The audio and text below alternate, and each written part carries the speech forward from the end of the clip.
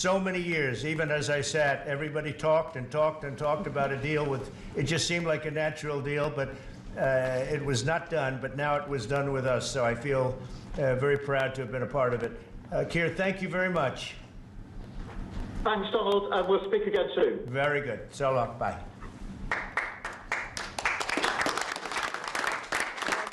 Across the UK, on DAB+, on your smart speaker, on your smart TV, and on your side. This is Talk.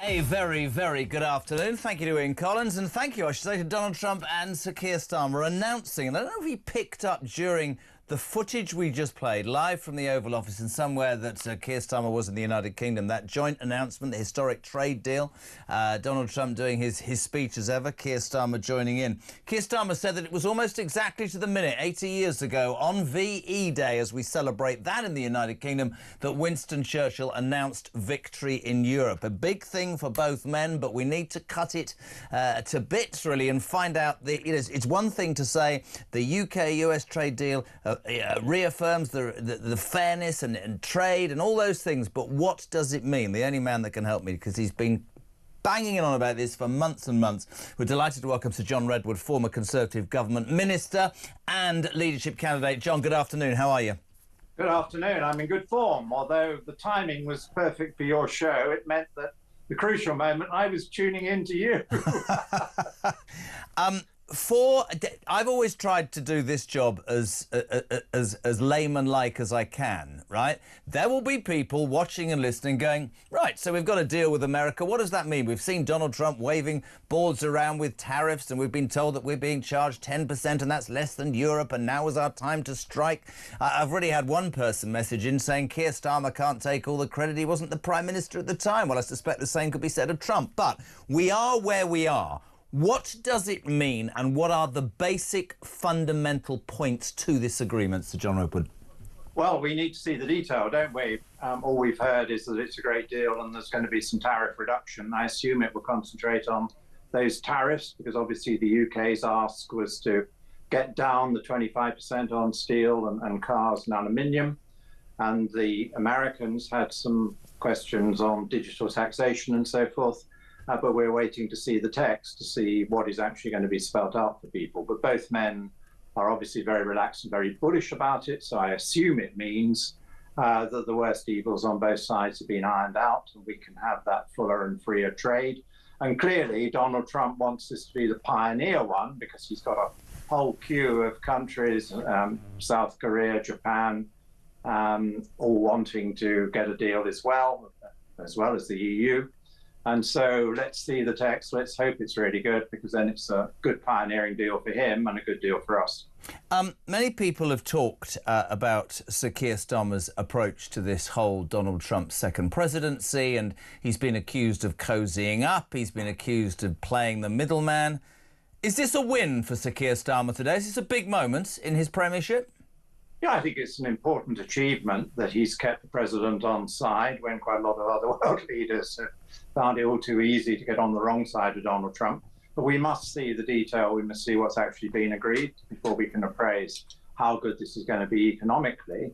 But visually, it's great, isn't it, that we're still good friends of the United States of America. And we were first is going to be good. The rest of the world by Donald. And the fact that we have struck this deal first is a good optic for Donald Trump. It's a good optic, of course, for Sir Keir Starmer. But you're right, we need the detail. And, you know, ours was somewhat the short straw to draw, because we literally came on air 2 seconds after they finished that joint press conference. As yet, no detail. Donald Trump saying that the US-UK trade deal affirms the I can't say that, and fairness that he believes is essential to international trade. The deal, he says, this is Donald Trump, no detail yet, will involve billions of dollars of American exports, including American beef, ethanol and other agricultural products. They'll also be fast-tracking American goods through their customs process, so our exports go to a very, very quick form of approval. We're going to cut out red tape, says Donald Trump. You could see Keir Starmer on screen a few minutes ago, looking delighted with it, and the importance. He stressed that it's on VE Day, of course. Earlier we saw the royal family attending that Thanksgiving service at Westminster Abbey. Lest we ever forget, it was 80 years ago to this day that Winston Churchill announced victory in Europe. So a very poignant moment. But Sir John Redwood, you're absolutely spot on. We cannot and we won't sit here and say it's good, it's bad, it's indifferent, there are holes here and problems there, until we get some detail. How long do you think that will be, pal? Well, I think it's going to be weeks rather than hours or days, because it sounds as if there's still quite a lot of legal work and detail to be nailed down. These things do require legal form. And when you're changing tariffs, it's a very detailed matter. There are all sorts of different products that are attracting different levels of tariff, and you have to define the products so that people know whether they're going to qualify for the better deal or not. So that's why the lawyers and the trade negotiators, who must have done a lot of the work by now, have now got to get it out in a form which you and I and the wider public are interested can understand. But as you say, the optics are very good. We're in good odour with our leading ally and our main defence supporter. And what a day to do it on, as you say, because we're all remembering the amazing victory against Nazi tyranny, which was finally achieved this day 80 years ago. And Britain had carried the load alone in the early part of the war, but America had then come in with an amazing contribution, and together as allies, we had freed Europe. So this is a very good day to say the relationship is alive and well, and there are new things we can do together. And also, is it not very interesting without... Well, actually, that's what this show's about, having a debate, isn't it?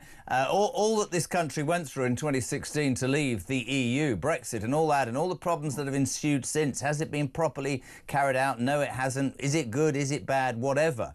Surely today, and this announcement in the last 5 minutes to John Webber, proves that actually Britain can stand on its own goddamn 2 feet and do a deal with America and doesn't need to be part of Europe. Surely there is a feather in the cap, strangely, for all the Brexiteers on the back of this, because actually this island, this country on VE Day has done the first deal of any major country in the world with, yes, the man's a nightmare at times, but we've managed to secure a deal with Donald Trump and nobody else, not the European Union, not Japan, nobody else. We were the first. That's an important optic, absolutely important. Yeah, absolutely crucial, Jeremy. You put it extremely well. We've leapfrogged from being the back of the queue under Obama to being the front of the queue under Trump. And we've got over the stumbling block, which was that in the first Trump presidency, he offered the UK a very good deal, a free trade basis. And the then government turned it down on the grounds that the EU wouldn't let us do it until we were finally and fully out, which I thought was a great tragedy. But the president hasn't allowed that to get in the way. And he said, well, here's a second attempt. We can now do what we should have done all those years ago when he was first in office. So I think that's really good news. And I do think the defence element is very important. We heard the president saying that both countries have got to be able to make more steel and make the things you need in order to be able to make weapons and to trade in weapons with each other as trusted allies. There's a very big job to be done in Britain because we have our remaining steel industry teetering on the brink, and we need far more capacity if we're going to meet those targets from the bigger defence budget that the Prime Minister now wants. And I'm sure our allies' help in America with their technology will be a very important part of that process. Now, without wanting to rain on Donald Trump, but more importantly, Keir Starmer's parade, Sir John Redwood, yesterday most of this country was up in arms when Keir Starmer announced a deal, a trade deal with India to the tune of £5 billion. When we cut that down, it turned out that what do they call those workers? Temporary workers from India. Well, they were Indian temporary workers. Would come over here and pay no national insurance, and Indian companies would also pay very little national insurance. And we made the point throughout the show yesterday, that's not a great, we'll go back to that word optic, when in the October budget, Rachel Thieves had told every small and medium-sized business in the United Kingdom, we're going to absolutely rack up national insurance contributions and it's going to make your business along with energy harder, which is why I, without being cynical, because I'm like you, I want to be proud of Great Britain, I want Great Britain to work, I want to see the detail here before I start crowing about this, because I do wonder. He gave quite a bit away to that Indian deal. I hope he hasn't done the same on this one to Trump.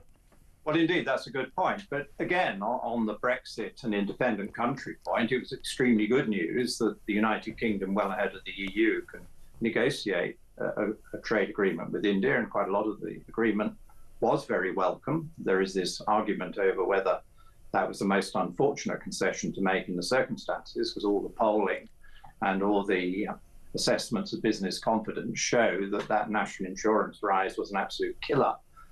Destroying jobs and destroying business confidence. And so it was a very raw nerve to press when they decided to make concessions for the Indian companies on that. Their defense, of course, is to say, oh, well, they're stopping double taxation. They're saying the Indian workers are only coming temporarily. They're on the books of the Indian company, so they're paying the Indian equivalent. But the truth is that they are undercutting us because our national insurance is rather high, and they're avoiding that. Let's hope as the details come out in the days and the weeks ahead, we're not undercut by the Americans. I want you to do me a favour, because you are the man. I'm going to take a couple of calls because I need you by my side. I feel like you are the man that will make sense of this madness. Let's go to Norfolk. Julian, you're on Talk Drive, and Sir John Redwood's going to help me through this maze of, madness, to be honest. What do you want to say on this trade deal, my friend? Yeah, good afternoon, Jerry. I hope you're well. Not bad. Yeah, good. Yeah, no, I was really incensed with the hypocrisy of Starmer. I mean, he stood there and said, this president and this prime minister got this deal done. Now, if this prime minister would have got his way a few years ago, we would have still been locked into the EU. And today's deal would have been absolutely impossible. So for him to sort of like take credit for a deal that really he didn't want to have to make, it really gets my goat up, if you don't mind me saying. Sir John Redwood? Well, I quite understand that attitude, but my view, perhaps a bit more tolerant, is to say it's good when people move on and they accept that they've lost a major argument. There was a very decisive vote in Britain with an overwhelmingly strong vote in favour of Brexit. We've all been frustrated on the Brexit side that quite a lot of Remain politicians have seemed to try and prevent us using any of the advantages of Brexit. And now suddenly, in the space of a fortnight, a couple come along all in one go, that we get an Indian trade agreement and an American trade agreement. I'm going to welcome that, and I'm very pleased that the Prime Minister has obviously changed his mind on this point. I would now urge him to use many more of the Brexit freedoms. And I do think the Chancellor should remind us that although she's got big budget problems, mainly of her own making from overspending, she is saving 13 billion a year now on all those EU subscriptions we used to have to pay. And goodness knows where we'd be if she had to borrow all that money as well. We could be on the fast road to bankruptcy. Julian, thank you for your call. Just breaking news. We're going to do this, John, for a bit because stuff just coming in. You might have seen the pictures after Trump and Starmer spoke. You saw Lord Mandelson. God, he's like the phoenix, isn't he? He shook hands. He was in the office in the White House. We've just heard that Rolls-Royce engines and parts for aeroplanes can be exported to from the UK to the US tariff-free, which should absolutely delight my friend Graham Brooks at Avtrade. Yeah. Rolls-Royce engines and parts for aeroplanes can be exported from the UK to the US tariff-free. I've never liked the man. You probably know him. You're probably going to blow me out the water here. Will Mandelson have had any involvement in this? Could he have helped Starmer move towards a more pro-Trump stance, do you think? I think it's the other way around. I think he was told to have a more pro-Trump stance, because after all, at the time he was being appointed, the Prime Minister and the Foreign Secretary were having that special dinner with Trump before he was elected to try and rub out all the unfortunate things they said about Trump in the past. So I think Mandelson was appointed and told he got to be good towards Trump. And you may remember Mandelson had to go on television and make an abject apology of his own about the things he'd said about Trump in the past before he could take up the job. So it made it a very strange appointment from my point of view.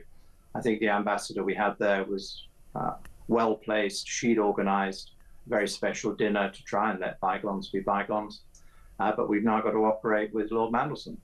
Was he the Prince of Darkness, he used to be called? He's managed to resign the last two important jobs. We'll wait and see. But to repeat that news, we've seen the pictures, we've seen the press conference, Trump and Starmer clapping each other on the back, VE Day, almost at exactly the time that Winston Churchill 80 years ago announced victory in Europe, a UK-US trade deal. Some detail, but not a lot. We've just heard that Rolls-Royce engines and parts for aeroplanes, this will delight my friend Graham Brooks, who owns Avtrade, can be exported from the UK to the US tariff-free. Back to the phone lines, to Clacton-on-Sea. This will be a reform area, Sir John Redwood.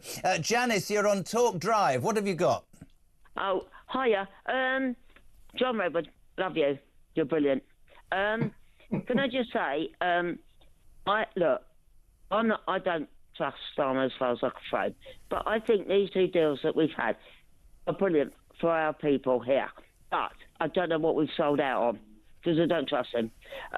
But anything that helps our young people today has got to be something. We are going down the Swanee at a rate of knots. If we can get something where we can get young people to believe in this country and get good jobs, then I'm all for it. I think. Listen, I'm taking. Listen. I'm taking messages from people saying, you know, why wasn't Starmer in the Oval Office? He wasn't invited. He looked like he was reading off an AI screen. He's this, he's that, he's that. I'm not a Keir Starmer fan, and I said and made my point already about the Indian trade deal. I want to know if he has sold it. But the truth of the matter is, 16 minutes after the announcement, you are dead right, Janice, is good news, and we have to wait to see how good that news actually is. Janice, thank you very much indeed. Sir John, some other stuff in the news.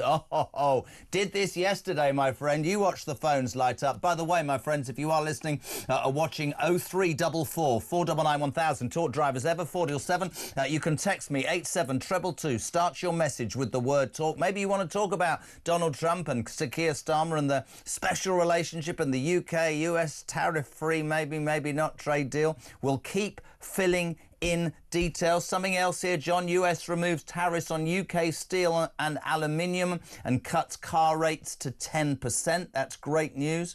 The Rolls-Royce thing's great, as is aeroplanes. We'll let you know. Back at home, yesterday, it sort of didn't escape people because I was talking about it the whole time. The cost of migrant accommodation, and this was independently looked at, OK? The Home Office's initial estimates have been blown out the water. It says that over a 10-year period, Sir John Redwood, to house illegal migration people to this country in 10 years will cost £15 billion, 15 billion quid at a time when this country cannot afford even the interest on the money it owes. That, and I said this yesterday, it was in all the newspapers, a tenth of that, 1.5 billion, was what this government wanted to save by cancelling the winter fuel vouchers for pensioners. But we're going to spend 10 times freezing pensioners on putting migrants up in our hotels. That, and I'm just doing the news as it's there, that is absolutely contemptible in my mind, isn't it? It is disgraceful, and I think it's the thing that has made the government more unpopular than anything else that they have done. People don't want all these illegal migrants to have such an easy passage into Britain. No. And they don't want them put up in expensive hotels, and they don't want them put up in expensive rented accommodation where the government is outbidding people locally who need that rented accommodation for their own families. And as you say, the sums of money are now absolutely enormous at a time when we need to control unnecessary costs in our budget. So what should they do? I mean, there are so many things they're not doing. I've said to them, why on earth don't you, for example, arrest anyone who is driving one of those small boats when you pick them all up very kindly in the middle of the channel? You know who's driving the boat. They're clearly one of the organisers. They ought to be prosecuted. Why don't you interview the people who do arrive through your system and ask them who they paid and how they knew about this boat trip and who was organising it, and use some of that intelligence to start closing it down? Why is it they don't close down all the payment systems? Because we hear that there are now lots of informal payment systems that aren't properly regulated, that they know about, which people here are using to remit money that they're getting from illegal working after they come into the country illegally. They're very good at over-regulating the proper businesses in this country. Why can't the regulators turn their attention to these tough nuts that we really do need to close down or control because they're running rings around us. Billions are going out of this country, a lot of it illegally earned. And obviously a lot of money is being spent on these boat trips to bring other people But in. this is my point. There he is, Starmer. He's doing a press conference in the West Midlands. He's having his moment. He's done a trade deal. It means that Rolls-Royce engines and parts of aeroplanes can be exported tariff-free. They've made sure that British steel and aluminium no tariffs, cars down to 10%. Great, great, great, great, great. But his answer to dealing with the migration issue that's going to cost this country 15 billion quid in 10 years is to insist, have you read this today? All migrants will have to learn a higher standard of English under Sir Keir Starmer's immigration reforms as part of tougher plans to ensure that they integrate into society. Could I be outrageous, or maybe I won't be, maybe you agree? Rather than trying to make it easier for they to integrate into society, why don't we make it harder for them to actually be part of our society, because it's tearing financially our society to pieces, isn't it? Well, of course it is, and that's what everybody wants. And with the illegals, one would hope that the government would agree with us. They shouldn't be allowed in, or if they do have to be allowed in for safety reasons, then they should be removed as quickly as possible to a safe location elsewhere. And they cancelled the Rwanda scheme. They need to have something similar, because you need to be able to say to people, you're not going to gain British citizenship or long-term residence in this country because you cheated, because you took an illegal route. There are plenty of legal routes to try and get into this country. But the other thing we want, Jeremy, is we don't want so many illegals coming in. We can't handle 500,000, 600,000, 700,000 a year. We're not building 3 Southampton cities every year, which is what you need to build to provide those people with accommodation. And no wonder we're short of homes and short of healthcare and short of proper sewage capacity and all the rest of it. We're just inviting in so many people, and we don't have the resources to do it properly. I couldn't agree more. Just a bit of response quickly back to the US-UK trade deal. Chris, wow, an agricultural trade deal, another nail in the coffin for British farmers after this government tries to grab their land. The US will undercut us. Considering the poor standards in the US, how will we ensure our food is safe? Sir John Redwood, that's an interesting comment, isn't it?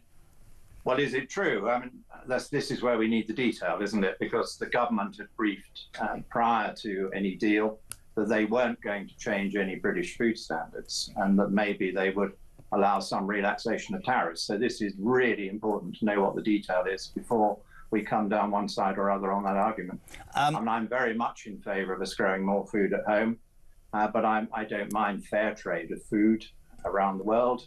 Too many food systems are rigged around the world. And no, I agree with that. I just, for me, it's really simple. I mean, we've got him on screen now. Some people will play him droning on about it, but I haven't got. We're getting detail coming through. I'd rather let people know that as it happens. Just to repeat, the US has agreed to remove tariffs on UK steel and aluminium. That is great.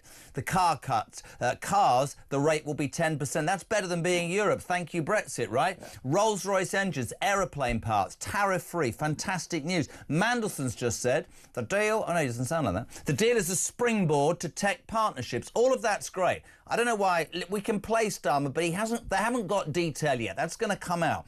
I would simply say this, and this is not poo-pooing the US-UK trade deal. I also want the issues that are happening in this country to be dealt with, Sir Keir Starmer. I don't want window dressing of Indian deals that are basically anti-British and a US deal that you might or might not have done well for us. What I want to know is why you're not dealing with migration, why you are still messing pensioners and farmers and all those people around, and what you're going to do to cure those problems that are with us each and every day, Sir John Redwood. You're absolutely right. And again, you've got to keep it in perspective. I mean, the Indian trade deal was fine, but the government's own analysis said it might add 0.1% to our national output in due course after it had all come in and the trade had built up. These are not big figures compared with the disastrous impact of the taxes in the budget, which took growth down from the fastest in the G7 to not growing at all. And we now see the Bank of England today actually cutting the interest rate a bit, mainly because they think there's going to be no growth again in the second part of the year. and they are very worried that things How can are there be going growth too when much. you screw small and medium-sized businesses but favour Indian ones? Sir John, I have to move, but I'm really, really, really appreciative of your time. You are the main man. You should have been in the Oval Office. That's my opinion. Sir John Redwood, thank you very, very much indeed. What is it, 4:25? We're live across the UK. I understand this show is all things, and we have to talk about this, and we will talk about the US-UK trade deal, and we'll try and dissect it. But the fact of the matter is, all we saw at 4 o'clock on VE data, almost the exact moment that Sir Winston Churchill 80 years ago announced the end of the war, victory to Europe, Donald Trump, called Donald by Sir Keir Starmer, announcing this deal. A few facts, but it will be days and it will be weeks. And so many people texting and saying, what does it mean? What does it mean for us? Is it good? Is it bad? We don't know. We'll let you know. It's 87222. Start your message with the word talk. By the way, this is my line of the day.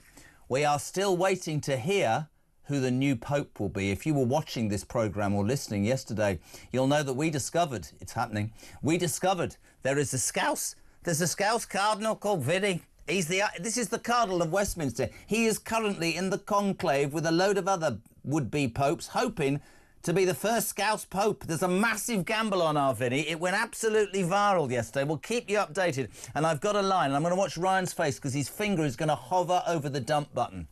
As I head to the break, imagine this. We are waiting for smoke to pour out of the Sistine Chapel as Sir Keir Starmer spends the last half an hour blowing that same smoke right up Donald Eddie. We'll be back in 3.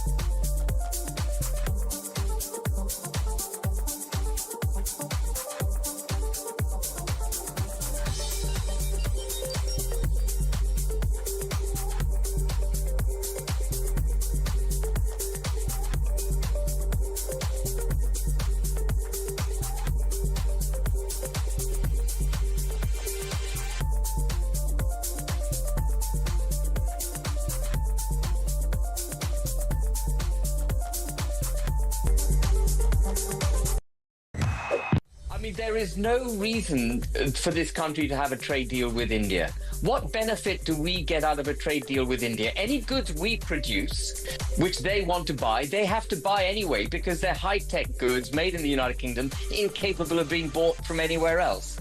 We're not going to get any greater number of exports to India as a result of a trade deal. This favours, when you have a trade deal of the kind that's so imbalanced between the United Kingdom and India, where we have such high standards, such high regulations.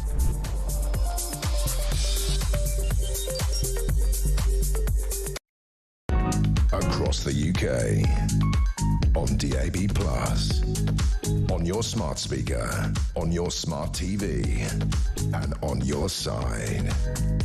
This is Talk. 4:28, we're live across the UK on the day that the US and UK have signed a trade deal. There's a lot of backslapping brilliance in between. Well, there's an ocean in between them, but Sir Keir Starmer and his new friend Donald have announced a deal. We know this. The US has removed tariffs on UK steel and aluminium cuts the car rate to 10%. That's great. Rolls-Royce engines and aeroplane parts can be exported from the UK to the US tariff-free. I repeat this because he's one of my dearest friends, Graham Brooks, who set up and runs Avtrade, the biggest supplier of air parts in the world, will be a happy man.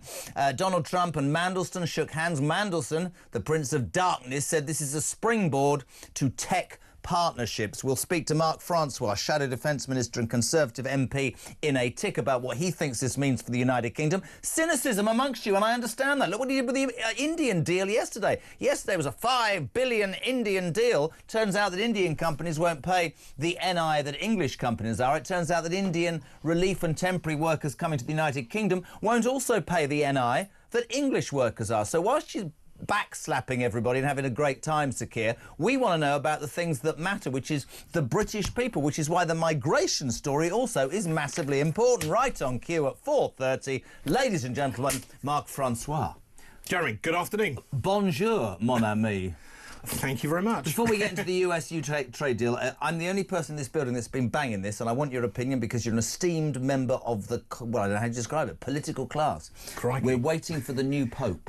Did you know that there's a Scouser called Vinny, and he's the Cardinal of Westminster, and there's a big gamble on Vinny being the first Scouse Pope? How good would that be? Can you imagine? There I am in the Vatican giving it large. It'd be brilliant, wouldn't it?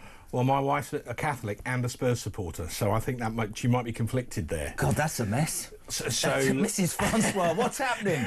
Listen, welcome. Can you do me a favour? The one thing about this show, it doesn't pretend to be anything other than layman's terms, if you're allowed to say layman anymore.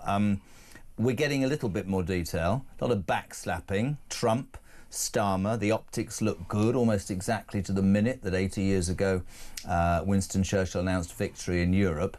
What does it mean? What is it? Is it good for the British people? Because certainly yesterday the Indian £5 billion deal turned out to be anything but to English business. Well, several points. Firstly, he should be making this announcement in Parliament. Interesting. You know, that is the proper procedure so that MPs can question him on the detail. The fact that he's doing a press release outside of Parliament, when Parliament, you know, is still due to sit today, you know, the Speaker may have some questions to ask about that. Oh, but he's not going to... The man from Chorley's not going to get grumpy. No, you might think it's a technicality. No, it's great. But the point about doing it in Parliament is that MPs can then ask him questions. Well, I completely agree.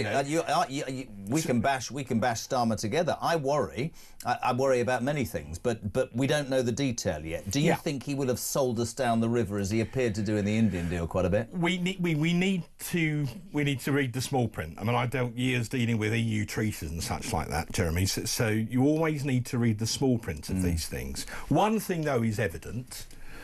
We couldn't have done this deal, whatever's in it, if we were still in the European Union. Absolutely. The only reason we're able to do this legally is because we're not in the EU.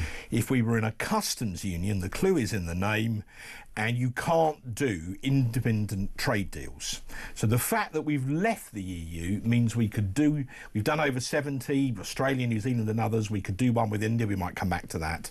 And now we've done some kind of deal with the United States.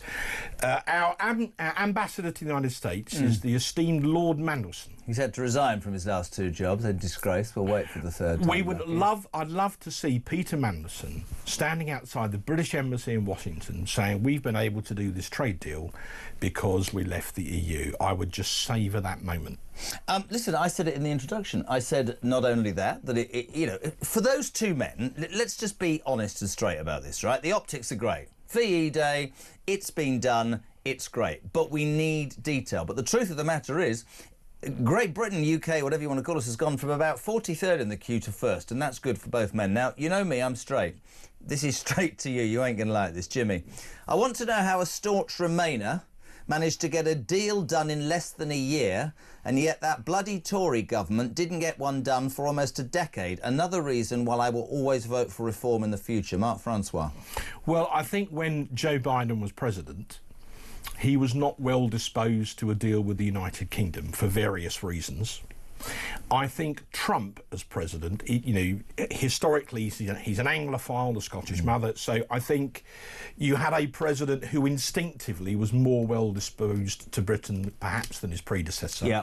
So, that has allowed, you might say, chemistry or mood music or however you want to put it, in which a deal was possible. But, as you say, before, everybody, backslaps each other's spines to pieces, let's find out what this thing actually is, because, the detail is still emerging. But it makes sense on one level. The United States is the biggest single investor in the United Kingdom. Yep. The United Kingdom, and this may surprise some people, is still the biggest investor in the US. So there are lots of good reasons for us to have some kind of trade deal. But reply to your chap who can vote reform, we live in a democracy. Well, the only reason we could do that deal is because we left the European Union, and it wasn't reform that got us out, mate, it was the Tory party. Gary Mitchell, I sort of get this. How long does Mark think it will be until the EU looks at ways to punish us for daring to do a bloody trade deal with the US and India in the first place? Well, so the timing's really interesting. That the timing is very interesting, because on the 19th of May, in London, we now have an EU-UK summit, where Starmer is talking about a reset of our relationship. And there's some talk that there'll be some kind of defence pact. Let's see. And again, read the small print on that one very carefully. But I suspect what they'll try and do is they'll use that as camouflage to surrender on fish. And maybe on one other two things as well, something called dynamic alignment, which basically means in certain areas, if the EU brings in a new rule, we automatically copy them. I thought we voted to leave the EU. Correct. How does that work? Correct. Well, it looks as if, again, we don't know, but it looks as if there's going to be some kind of deal on food and veterinary products that may involve dynamic alignment, but they'll talk up the defence bit to try and, like a smokescreen. But if that is the case, then, you've hit the nail on the head. What was the point of leaving? Look, I sat in the Commons night after night, week after week, and saw Keir Starmer, Mr. Second Referendum himself, trying to use every trick in the parliamentary playbook, in Erskine May as we call it, to keep us in the EU at any cost. In the end, he did not succeed. He remains a Remainer at heart. I know this man. And he is trying to take us back into the EU by grandmother's footsteps, bit by bit, a bit like boiling a frog. And this will be on the 19th of May. That will be the opening gambit in that. That much I'm happy to predict. Interesting. Somebody said, do you think that the White House blindsided Starmer's government with this trade deal announcement? I personally think that it was the most choreographed joint announcement in the history of the world. No detail, just backslapping at that time, wasn't it? Well, I would hope, without knowing, that Number 10 didn't do that, because I don't think it would be right to do anything that overshadows VE Day. I declare an interest. My father, Stoker First Class, was on a minesweeper at D-Day. He fought in the Second World War, and he always taught me, never to take living in a free country for granted. So I would hope, I'm not accusing the government of this, Jeremy, but again, to try and give a straight answer to a straight question, I would hope that Number 10 didn't choreograph this, because it wouldn't be right to take away any attention from the sacrifice of those people who gave their lives so that we could live in a free country and liberate Western Europe. And I say that as someone who had the privilege of being at the commemorative service at Westminster Abbey as the Shadow Armed Forces Minister this morning. Love to know what you think, friends. 0344 499 1000, text to 87222. You know the bloke you just said it was the Tories that got you out of Europe and not reform, mate? Yes. He's gone, oi, Francois, you're my local MP. Do yourself a favour if you want my vote in future and defect to reform. Can we ask you about what you've made about the elections last week? Because let's be honest, it doesn't wash anymore, does it? And I consider you a friend. It doesn't wash anymore for the Tory party simply to stand up and say,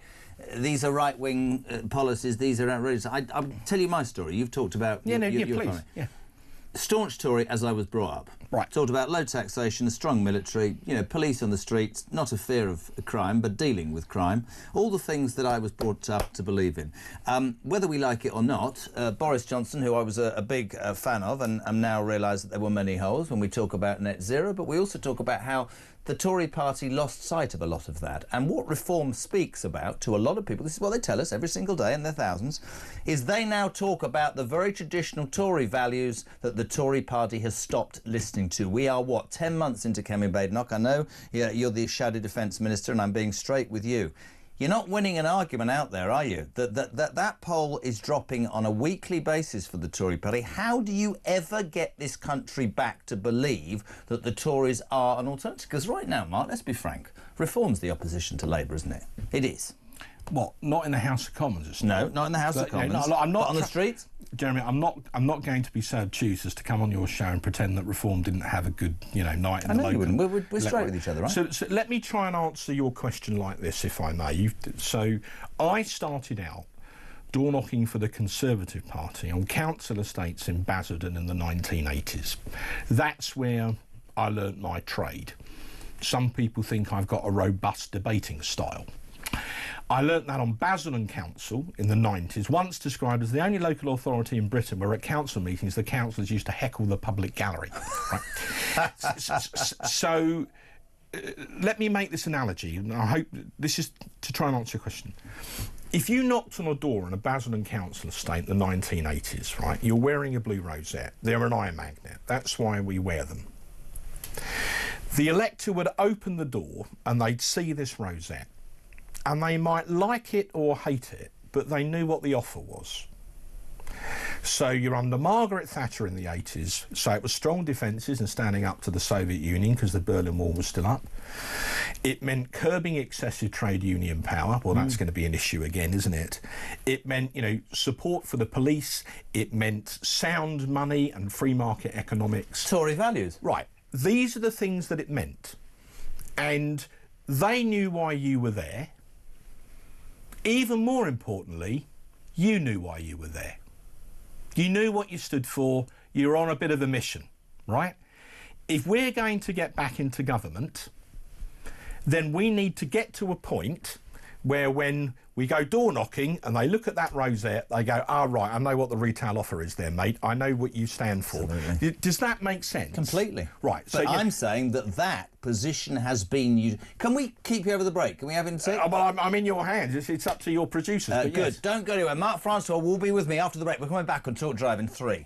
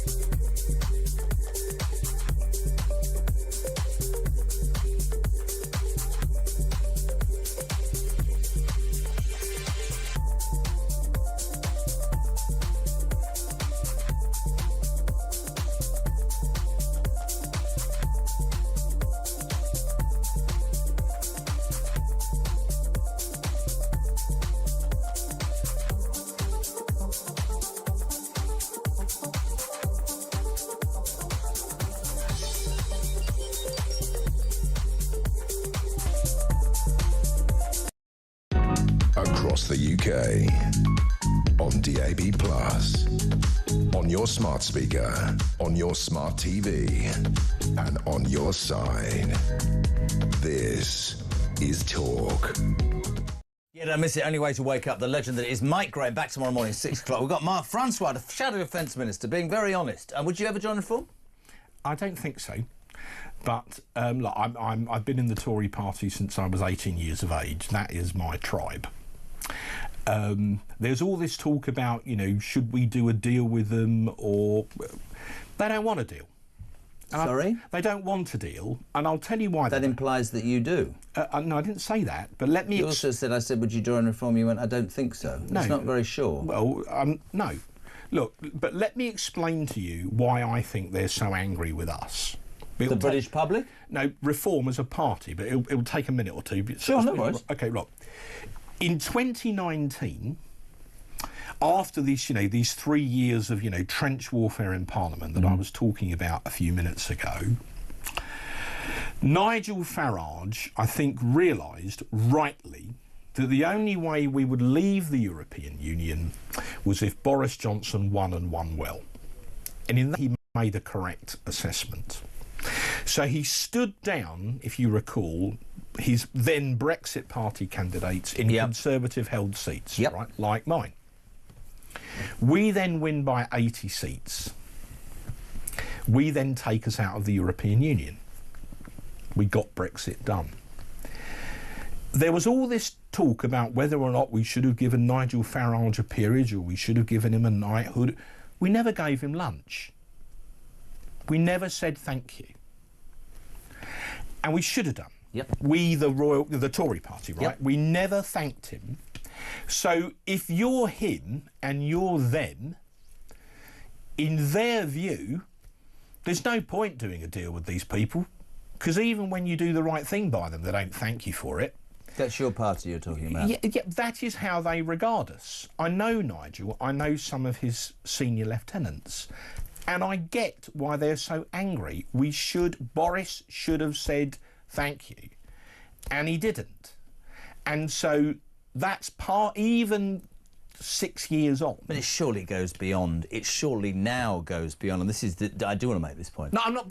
Sorry, Joe. I'm not saying that's all that it is. But I think the biggest. I'm talking about. You're in Parliament. I'm not. I'm just on the. But do you see my point? Yeah, but I think the point is this. Yeah. I think that when I see, not you, because you're a man, but when I see certain Tory MPs who don't seem to understand the catastrophe that the British public feel was left after 14 years, the lies that were told, the things that weren't done.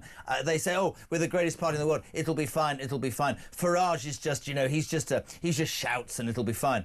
The British people see for reform right now as a very, very serious alternative government in 2029. That is a mountain. I mean, I've sat here and listened to, not you, I've sat here and listened to Matt Vickers and other people tell me the thing about Kemi is Kemi's getting her head down and Kemi's working out what Kemi thinks, and what we must do is we must go to the Brit. And I say every single time, it's been 10 months, mate. You want to talk about momentum. He's stolen everything from you, and he's out there getting the people behind him, and still she's thinking. I'm not sure the Tory party quite has realised how catastrophic that result was, and actually what the people think, because you hear so little from them, mate. You must agree with that. But no policy and no detail, really. I know you're going to say the same about reform, but they're on that cusp where people think they're fantastic. But what has Bad not given us, really? Jeremy, I refer the right honourable gentleman to the answer I gave some moments ago. Look, we've got to get back to the point where when you knock on a door with a blue rosette on, people go, right. All right, how'd you do that then? Well, I think we need to speed this policy review up, right? I think, let's be honest, if last Thursday wasn't a wake-up call, I don't know what a wake-up call looks like. So I do think we need to accelerate that process. Yep.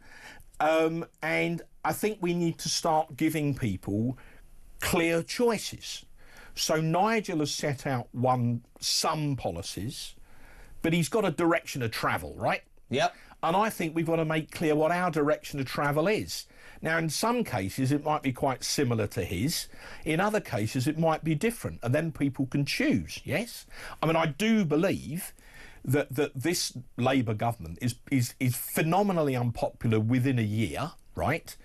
But we're not going to win a general election by saying this lot are shocking, so just vote for us. Because the people are going to go, right, well, what does your soap powder do that other guy's soap powder doesn't? Final question, is Kemi Baden not the person to lead the Tories into the next election?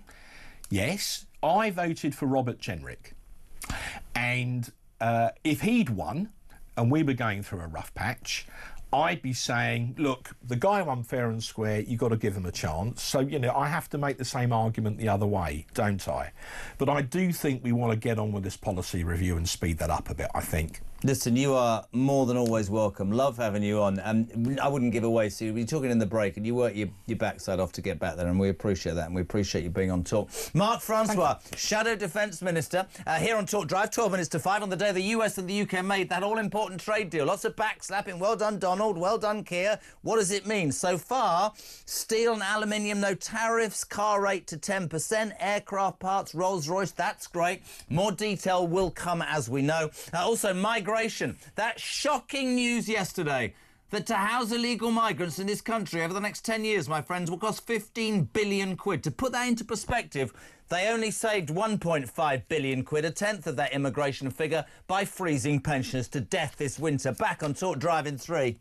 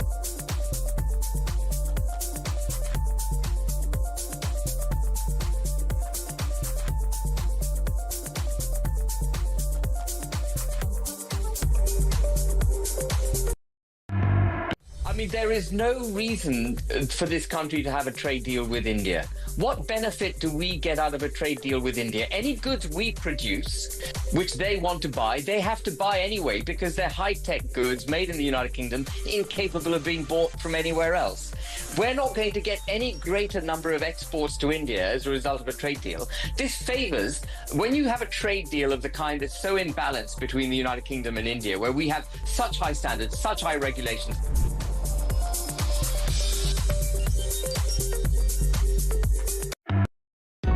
Across the UK, on DAB+, on your smart speaker, on your smart TV, and on your side. This is Talk. Welcome back. This is Talk Drive. We're across the UK on the home of free speech and common sense. And yes, we all know about the UK-US trade deal. It's very exciting. Just to repeat, not much meat on the bones. See what I did there? Big backslapping. Well done, Donald. Well done, Keir. That's fantastic. But what does it actually mean? Because, of course, there is cynicism, certainly amongst the people who listen and watch Talk, because yesterday, Keir Starmer in all his glory stood up and said, I've done a £5 billion trade deal with India. And what was the reality of that situation? The reality was that migrant workers, well, I shouldn't say migrant, Indian temporary workers, no NI, Indian companies, less NI. But think back to October, small and medium-sized British businesses, an NI increase. So we need to know if this is good for us. Certainly what is good is it proves that Britain can stand on its own 2 feet and get a bloody deal before the European Union, which would absolutely suggest that leaving the EU, despite all those wet remainers, was the right thing to do. 8 minutes to 5. You'll know if you listen to Talk Drive on a regular basis, there's only one lefty allowed on, because this man speaks more sense, and I'm actually thinking of becoming his agent. Matthew Torbett, a very good afternoon, sir. How are you? Hello, Jeremy. I'm well. How are you? We only just met in a makeup room. Where are you now, man? This is ludicrous. Where are you somewhere else now? Yes, I'm in Parliament. I've been helping a couple of MPs today, and I heard you needed somebody, so I come rushing to your aid. I'm surprised you're allowed back in Parliament, you anti-Labour person. Mate, can I be very honest? So we sort of arrived in the middle of the show. Show started, they're backslapping the Donald, the Keir. On the face of it, it's great. I mean, I just made the point. We've managed to get a deal before Europe. So far, we know that the US has removed tariffs on UK steel and aluminium, cuts the car rate to 10%. Car export tariffs reduced to 10%. That's 100,000 cars. Rolls-Royce engines, this is great. Aircraft parts, tariff-free. Mandelson says, ooh, tech. You would understand, though, there is a degree of cynicism amongst my 7 viewers and listeners, because yesterday the Indian deal, which was portrayed as this amazing thing, turned out to say to Indian temporary workers and Indian companies, don't you worry about NI, we'll just increase the British workers doing that. People are cynical, Matt. You'd understand that, right? Yeah, and I was also cynical of the optics of the Indian trade deal. I didn't think were very good at all. And actually, These sort of tax trade-offs are very common. The Tories signed dozens of them previously, and the idea is, if we signed one and America had a similar scheme here, it would allow people in this country to go and work in America without being taxed twice, which is the right thing.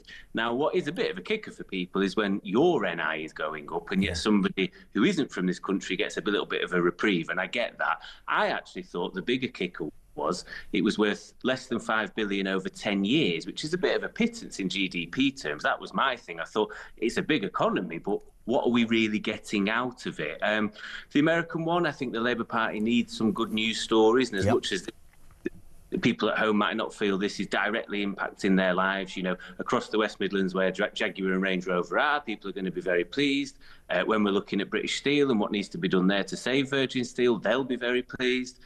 We're not getting the hormone-pumped beef. We're not getting the chlorinated chicken. The farmers are going to have access to US markets. So on the face of it, and I'm the same as you, I'm trying to read through the detail as quick as possible, it's not a bad deal, actually. I will give the Labour Party this one. Interesting optics as well. The optics great, the timing, almost to the minute. The Winston Churchill, 80 years ago to this day, announced a victory in Europe, which is important. There are detractors, though, and Starmer has many detractors in this country. It's his moment right now, but as you quite rightly say, we're also talking about what it means for Great Britain. One of the things that's come out of all of this is there was a story yesterday, and I've had loads of texts saying this is all well and good, but what about the things that really matter? We discovered yesterday that to house migrants in migrant hotels for the next 10 years, not government figures, an independent body, £15 billion, Matthew Torbett. And I put to you, because you and I know what you think about that, £15 billion to house illegal migrants. I haven't heard anything from Keir Starmer. Well, he rode back on this, but he's only going to save £1.5 billion, a tenth of that, by turning off the fuel and the heating of old people in the winter. And he rode back on that again. Didn't row back, just stood up to that in Parliament yesterday. And you can do your big deal with America and your big deal with India, but your problem as a Prime Minister is those pensioners, they don't understand that even anymore. That's worse for them. We're spending all this money. To me, that's ludicrous, pal. And that's where his problem lies, I think. That's all I would say. I think, yes, regardless of the very large amount it's going to cost to house migrants as it currently stands, regardless of any trade deal, the amount raised, and I've always been consistent on this, the amount raised by the cut to winter fuel allowance is so negligible at 1.5 billion. I was always an advocate for what you could have done is to bring in even more money. You could put a 1% corporation tax increase. You're not going to have the optics of Doris freezing to death at winter. You're not going to have the farmers, because you could pack that in as well, but it'll bring in 3 times the amount. Now, the newspapers would say, oh, well, Labour are whacking business, and people half expect that from the Labour Party, but ultimately 1% is only 1%, but you're getting £7 billion that can go into all sorts of different things. Buying the Chagos, selling the Chagos Islands. Yeah, I mean, the Chagos is a weird one. I'm not an advocate for sort of giving things away, certainly paying people to take them off your hands. The only thing I think on this is 2 US presidents now, in Joe Biden and President Trump, have said, yes, fine by us. And I think if it was such a security issue, they would have raised more concerns than what they have. So unless they know more than what we do, I think that seems to be a sort of, it's been green lit, really. That sort of in a way. I agree. I just think my overall view of today is I'm not poo-pooing. If it works out to be good for parts of the UK economy, workers, businesses, that's great. We need to get the detail. But this screaming problem with migration accommodation, and I think of pensioners and I think of farmers and their plan. I mean, we have a couple of minutes, but all migrants will have to learn a higher standard of English under Sir Keir Starmer's latest immigration reforms as part of tougher plans to ensure they integrate into society. Many people in this country, Matthew Torbett, will go, well, actually, it's not about integrating them into society. It's about saying you can't be in our society at the moment because our society is skint. And frankly, you're not bringing anything to our goddamn society. And I think that's the point that people are angry about. Yeah, and I think this is where Reform have tapped into things very cleverly, because what Nigel has done very well is he's made this all about fairness. And he has a point. There is an element of people that certainly feel like they are being jumped the queue ahead of by people who have essentially just arrived. And what I've always thought is you need to revisit the 1951 Asylum Convention that the UN and we were signatories of in 1951, because what it says is if you were to claim asylum in any country, you have to be in that country. Now, what the Labour Party could do is twofold, and I know we haven't got long. You stop the optics of people coming across in the boats, therefore nullifying the threat of reform, because what you want to do is you want to set up offshore processing, have an offshore centre in Calais, let people do it in British embassies. And also, you give people the confidence in yourselves as a government, because national security means they've got to prove who they are at the embassy to even be considered in the first place. None of this chucking your passport in the channel and pretending you're from elsewhere. And you're not also having the economic migrants on the coattails of those that may well be genuinely fleeing persecution. And at the same time, when we're talking of fairness, as you know, I'm a big advocate. 20 seconds, pal. I advocate for tackling homelessness. London councils are spending £4 million a day on temporary accommodation. There's a lot of houses and hotels that could be freed up for people on the streets if we tackled the migration issue. Love having you on. Could not agree with you more. A pleasure. Matthew Torbett on Talk Drive, and the news at 5 is next.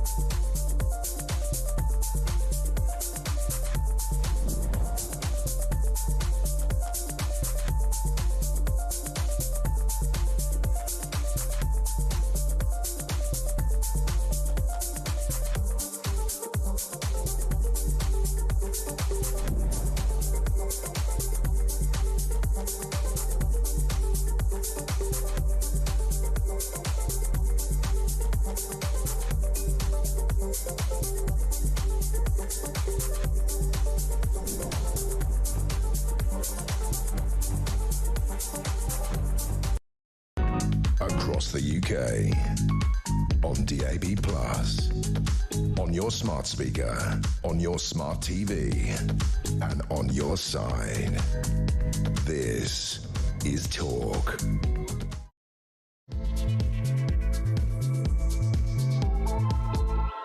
Welcome back, hour 2 of Talk Drive for, what is it, Thursday? Thursday, the 8th of May, VE Day. It was literally 80 years ago to this very day that Winston Churchill, ladies and gentlemen, our great wartime leader, announced victory in Europe, all those sacrifices, all the problems that this country had suffered. We'd led the world and we defeated Nazi Germany. Today, 80 years later, Donald Trump and Sir Keir Starmer announced a UK-US trade deal. Much vaulted, a lot of backslapping, wonderful, everybody very happy it seems, but quite rightly, lots of people waiting for the details. Kemi Badenoch's already said, oh, they've got more at it than we have. We know already, steel and aluminium, UK steel and aluminium, no tariffs, cars cut to a rate of 10%. Good news for Rolls-Royce engines, great news for aeroplane export parts, tech businesses. Great optics, it looks great, the timing's great. What does it mean? The cynics listening to talk are saying to me, they're saying in their droves, hold on a minute, yesterday we did a deal with India, 5 billion, whoa, whoa, whoa, but hold on a minute, when you strip that down, we were told in October that NI would go up for British workers and British companies, and yesterday, Indian companies and Indian workers coming into this country, no NI. So is there fairness in the deal? 0344 499 1000. And don't forget the big news. We've got one eye on this. The Cardinals are still... Look, there it is. We're back to the chimney outside the Sistine Chapel. No pigeons, because it got a bit hot. We've had black smoke 3 times. Basically, a whole bunch of Cardinals are in the Sistine Chapel and they're not allowed to leave. God knows what they get up to. No comment.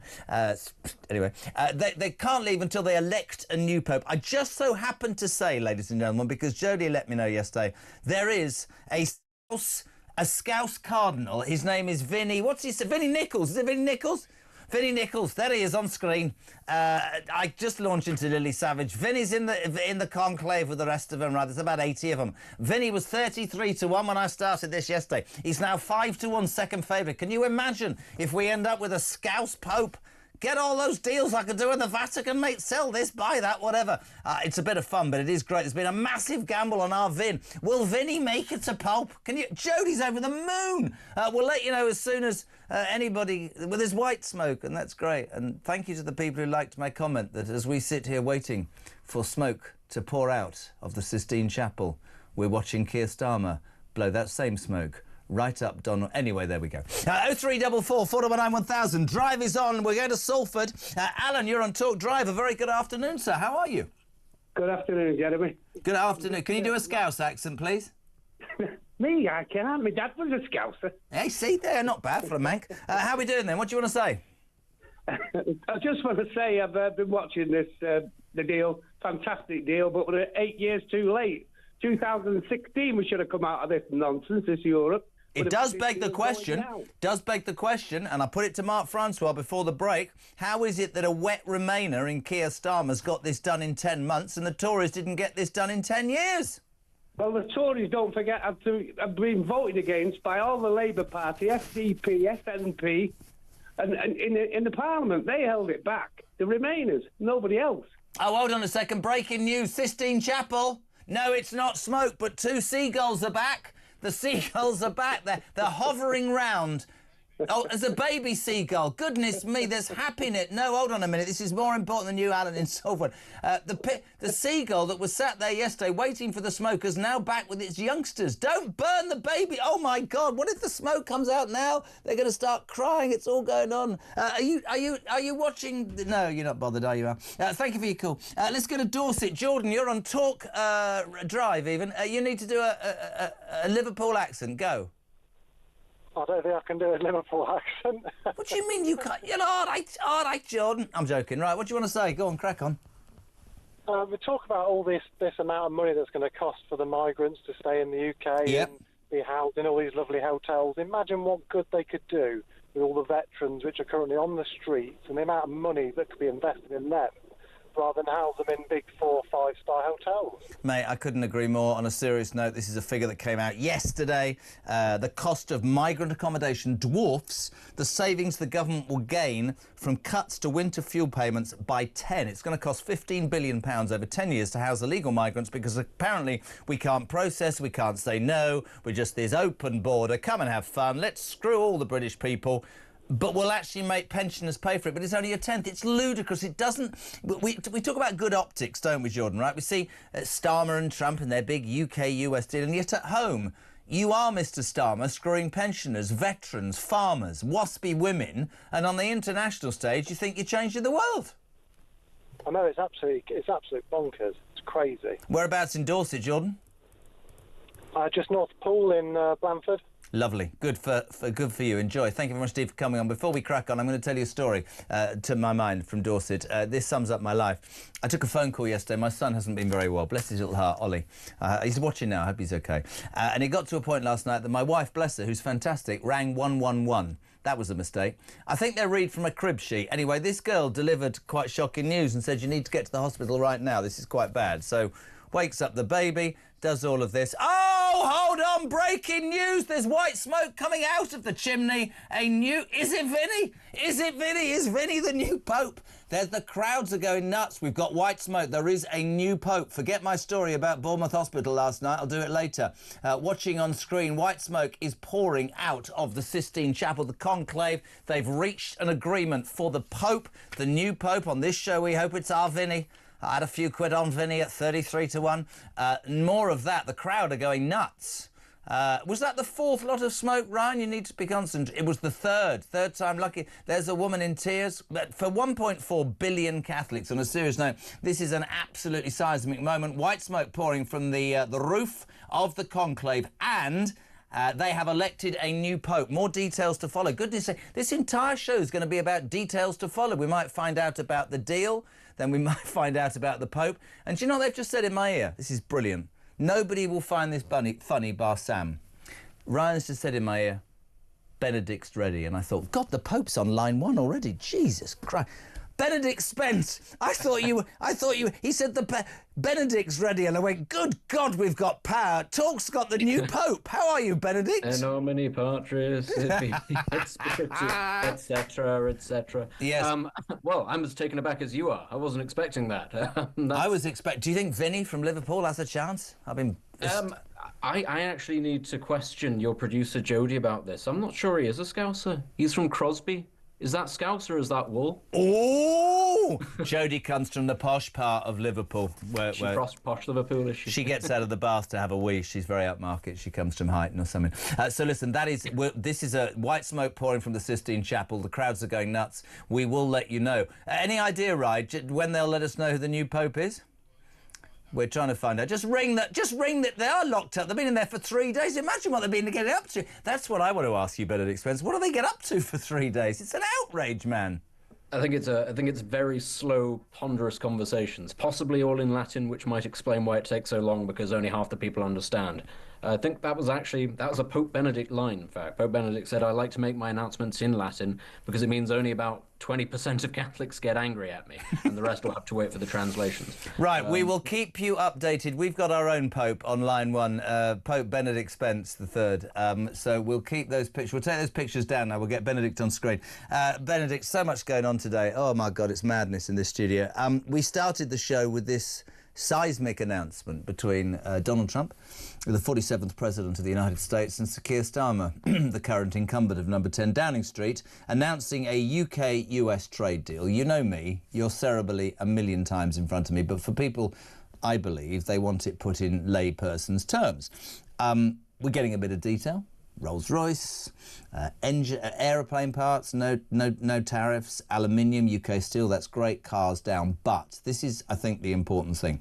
There is massive cynicism about what we've had to give away to jump to number 1 in the queue. Yes, we can say we got a deal before the EU. That verifies, in my mind, leaving the European Union. But what are we going to have to have given? We're going to have to have given something because, let's be honest, Trump is a deal maker. He's a businessman. And I think what people are drawing a comparison to is yesterday. I mean, that Indian deal yesterday, he's extolling the virtues of a £5 billion deal. The truth is Indian relief workers, temporary workers and businesses really being funded by an increase in NI to British businesses and workers so that they don't have to pay any. And I think people will understandably look at this and go, optics are great, V-Day, what does it mean for the money in our pocket? I think the two ways of looking at this is, one, you would expect a trade deal between Britain and the United States to favour the United States because it has for centuries now been the more powerful of the two. So it's always going to be the one that tries to get the better deal out of any sort of agreement. So that's understandable, and we can get into what exactly it is we're going to have to give up. I think the thing with the Indian trade deal is it's very clear that we are also the junior partner in that trade deal as well. And, bear in mind that within my lifetime, within the lifetimes of many people listening to this, India was not a competitor of the United Kingdom economically at all, and it has now got to a position where it is able to impose these sorts of agreements, where it wants to be treated as a country akin to the United States or Australia or somewhere like that, where it can actually negotiate favourable tax arrangements for its companies, for its citizens. And it's an asymmetric deal, because as much as the government will turn around, and lots of supporters of the government will turn around and say, but this applies potentially to British workers as well who go to India. Come on, there aren't many of those, actually. Proportionately, we send far fewer people to go and work in India than they send the other way around. Why? Because it is cheaper for them to employ Indian people in the first place. And that's the whole point. What this does, it creates a situation where it incentivizes Indian companies to employ their own people to do business over here. It's not a good deal, therefore, for lots of average British workers. And at a time when, there's a certain hypocrisy to this as well, given that Keir Stay Starmer... there, Benedict. I'm always live on the radio. I'm on the telly, son. Speak to you later. Bye. Sorry, that's my son. Go on, crack on. You sure that wasn't the Pope? Oh, hold on. It would no. It wasn't the Pope. You're my Pope, and well done to you. Answer the phone and somebody's saying Father. It could be the Pope trying to get through to God. That's true. I got that. Well, I got so many. I've got more kids than Boris Johnson, mate. I forget their names. Go on. You were saying. I was saying. So it's a situation where ultimately Britain is having to come to terms with the fact that it is increasingly a junior partner, even in these sort of trade negotiations as well. And as I say, there's a hypocrisy aspect to this as well, given that Keir Starmer just a few weeks ago was saying the age of globalisation is over, at which point he then starts signing trade deals with other powers, giving them unfettered access to UK markets. And again, remember the story about the steel mills a couple of weeks ago as well, and the impact that was had by privatisation of these industries. Don't think for a second that India wants to do trade with us out of the goodness of its heart. It sees opportunities to make money out of failing British industries at the expense of British workers. So that's that. When it comes to the United States, this is going to mean access for food stuff. It's going to mean access for things like, the fabled chlorinated chicken, beef, the apples that are the size of your head but don't taste of anything. It's going to mean a lot of that. It's going to mean access to US vehicles, a lot of American cars. Now, some of that won't really matter too much, because actually we're not sort of in the habit of buying, Dodge Challengers, muscle cars and all that sort of thing. They don't really fit on our roads as much as anything else. But for things like Tesla, that will have certain benefits as well, which is going to go down very well, I suppose, for the eco-loons on the one hand, because they want lots of electric cars, but on the other hand, it's going to make Elon Musk richer. So that's going to cause a real sort of schism within the green lobby. Is it a good thing? Is it a bad thing? There will be other things as well. Supposedly, ethanol is going to be cheaper to import now into the UK, which hypothetically means beer is going to be cheaper to make. Ethanol's not fentanyl. Let's make that point. Somebody said, why is he getting fentanyl into the United Kingdom? No, it's not fentanyl, ethanol. Oh, by the way, listen, I need to just fill you in. I know you had a shot at it. We've got sad breaking news here on Talk. Our Vinny didn't make it. Vinny, we've had it confirmed that our Vinny from Liverpool isn't the new Pope. Job's devastated. But the electing, you try saying that, the electing cardinals have now chosen that Pope. Things will move pretty swiftly now. At this moment, the new Pope is being led into a small room. Can't walk himself. Next to the Sistine Chapel, where he put on the white papal robes, the white smoke, the new pontiff will normally appear on the balcony overlooking St Peter's Square in the next hour. The senior cardinal will soon confirm the decision with the words, I can't do that, we have a Pope. Habemus the new... All right. Say that again. Habemus Papam. Yeah, sounded like a horse that lost the 2:30 at Goodwood yesterday afternoon. And the new pontiff will be introduced by his chosen papal name. We don't know who it is, but there is a new pope, and we will, hopefully, I mean, just to prove that drive time and talk us everything, we had Trump and Starmer at the end. We might have, sadly not Vinny, but we might have the new pope before 7 o'clock. Benedict, I think with this deal, and I'm with you, somebody asked a really poignant question Mark Francois was on. How can a Remainer who's proved to be as crap at being Prime Minister as even the worst Prime Minister get a deal done in 10 months when the Tories couldn't get one done in 10 long years, Benedict Spence? Well, again, almost certainly because there are going to be concessions, and the devil will be in the detail. Yeah. And we're already going to have people going through this, but it's very clear that the US is going to still impose higher tariffs on the UK than vice versa, even though a lot of those tariffs will have been brought down, because the tariffs are about raising revenue for the United States. So there are going to have been a lot of concessions made, and we will find out in due course what all of those are. And there will be some nasty stings, let's be clear. But the reason why this has been rushed through, and the Indian thing I think has been rushed through, is partly because Sir Keir Starmer is having such a dreadful time. In a rather similar way to Donald Trump trying to strong-arm Ukraine into a peace deal and trying to get a peace deal done in Israel between Israel and Hamas, this is about being seen to be getting things done. And it's all about optics, therefore. And Keir Starmer would then be able to turn around and say, well, look, as you've just pointed out, I managed to get done in, a couple of months what the Tories failed to do. And he would then hope that goodwill would be borne out long enough to potentially see a bit of a bump in the polls and hope that maybe reform eats itself in the meantime. And he would also hope that the negative aspects to those deals might not be felt until later on down the line. Really interesting. Now, lots of people, and there's lots I want to ask you, but lots of people who are contacting the show. Please keep them coming, by the way, 0344 499 1000 and text to 87222, start your message with the word talk. A lot of people are saying, yeah, the devil's in the detail, and yeah, we've been let down a few other times, but whilst he's out bigging up the world and telling everybody he's done this, that, we've got major problems at home, and migration is never, ever far away. Yesterday, we discovered that the cost to house illegal migrants, Benedict, over the next 10 years is way more than anybody thought. It's going to be £15 billion. This is a country that's skint, that can't afford, as we know, to pay interest on the money that it owes. His plan to deal with this, we started with smash the gangs in the election. Today, all migrants will have to learn a higher standard of English under Sir Keir Starmer's latest migrant reforms as part of tougher plans to ensure that they, the illegal migrants, integrate better into society. Now, at the risk of being removed on air, live, physically dragged out of the studio, I'm going to repeat what I said yesterday, which went down like a lead balloon. Rather than ensure plans that they integrate into our society even more, why don't we work on plans to make sure they don't even get into our goddamn society because we can't afford it and they don't pay anything towards being here in the first place? Well, the thing about the illegal migrants, Custom, what was it, 15 billion? I mean, the one that really actually should be causing alarm is the number of people who have come here legally in the last 3 years, but who will never be net contributors to the country because of the age and the amount of money that they make, who are estimated to cost the Exchequer 84 billion, or something to that tune. That's people who have come here legally that we're told we need to prop up the economy are going to end up being net drains to the tune of almost 100 billion. Because you can almost guarantee that the 84 billion is the lowest mark of all of that.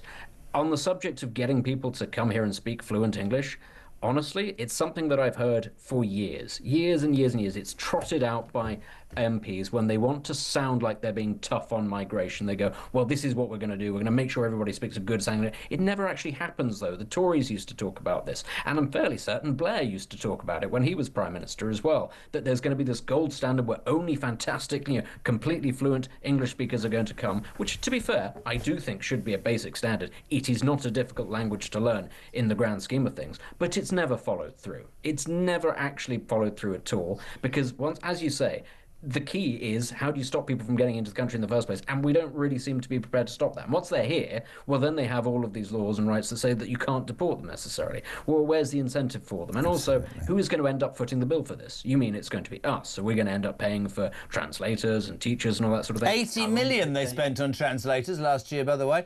Can I just say, if you are watching on the YouTube or whatever, however you watch it, we're trained, the cameras are trained on the balcony of the Vatican, because the new Pope, the new Pontiff, has been elected. We don't know who it is. It's not our Vinny. That's upsetting. From Liverpool. Anyway, he'll be out in the next hour. So if I am in the middle of talking something, rubbish as usual, and we do cut to that, that's because we will see the new Pope first. Benedict, this is a bit of fun alongside quite a serious day. We've had the UK-US trade deal. We've had the migrant problem. We've got a new Pope. It's all going on. This is an extraordinary story that Ryan found and leads me to question. I'm going to let a question now that Ryan's going to fall off his chair. An NHS employee, do you know this story, has been awarded £30,000 after being compared to Darth Vader by a colleague. An employment tribunal has learned. The tribunal heard how Lorna Rook, a blood donation worker, was offended after a colleague took a Star Wars-themed personality test on her behalf and told colleagues how the results showed that she had a Darth Vader-type personality. Darth Vader is a legendary villain of the Star Wars series, and being aligned to his personality is frankly insulting, said the judge. Probably the same judge that leads people stay in this country, adding it was reasonable for her to perceive the characterisation of being like the Hollywood villain as total detriment. Being associated with traits of the evil overlord known for his mask and scuba-style breathing made Miss Rourke feel unpopular dark and quite miserable. The tribunal in Croydon in South London awarded her £30,000. Today's question, ladies and gentlemen, who to? Who have you been compared to at school or at work?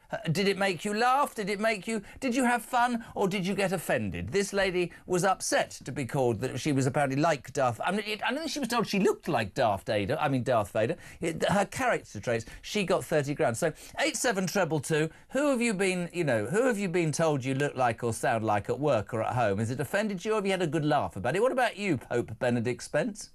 At school on the football team, I was compared to Gary Neville because I was an irritating little something or other, but I tried very hard. That was why I was compared to Gary Neville. I was at school. I was associated with hemorrhoids.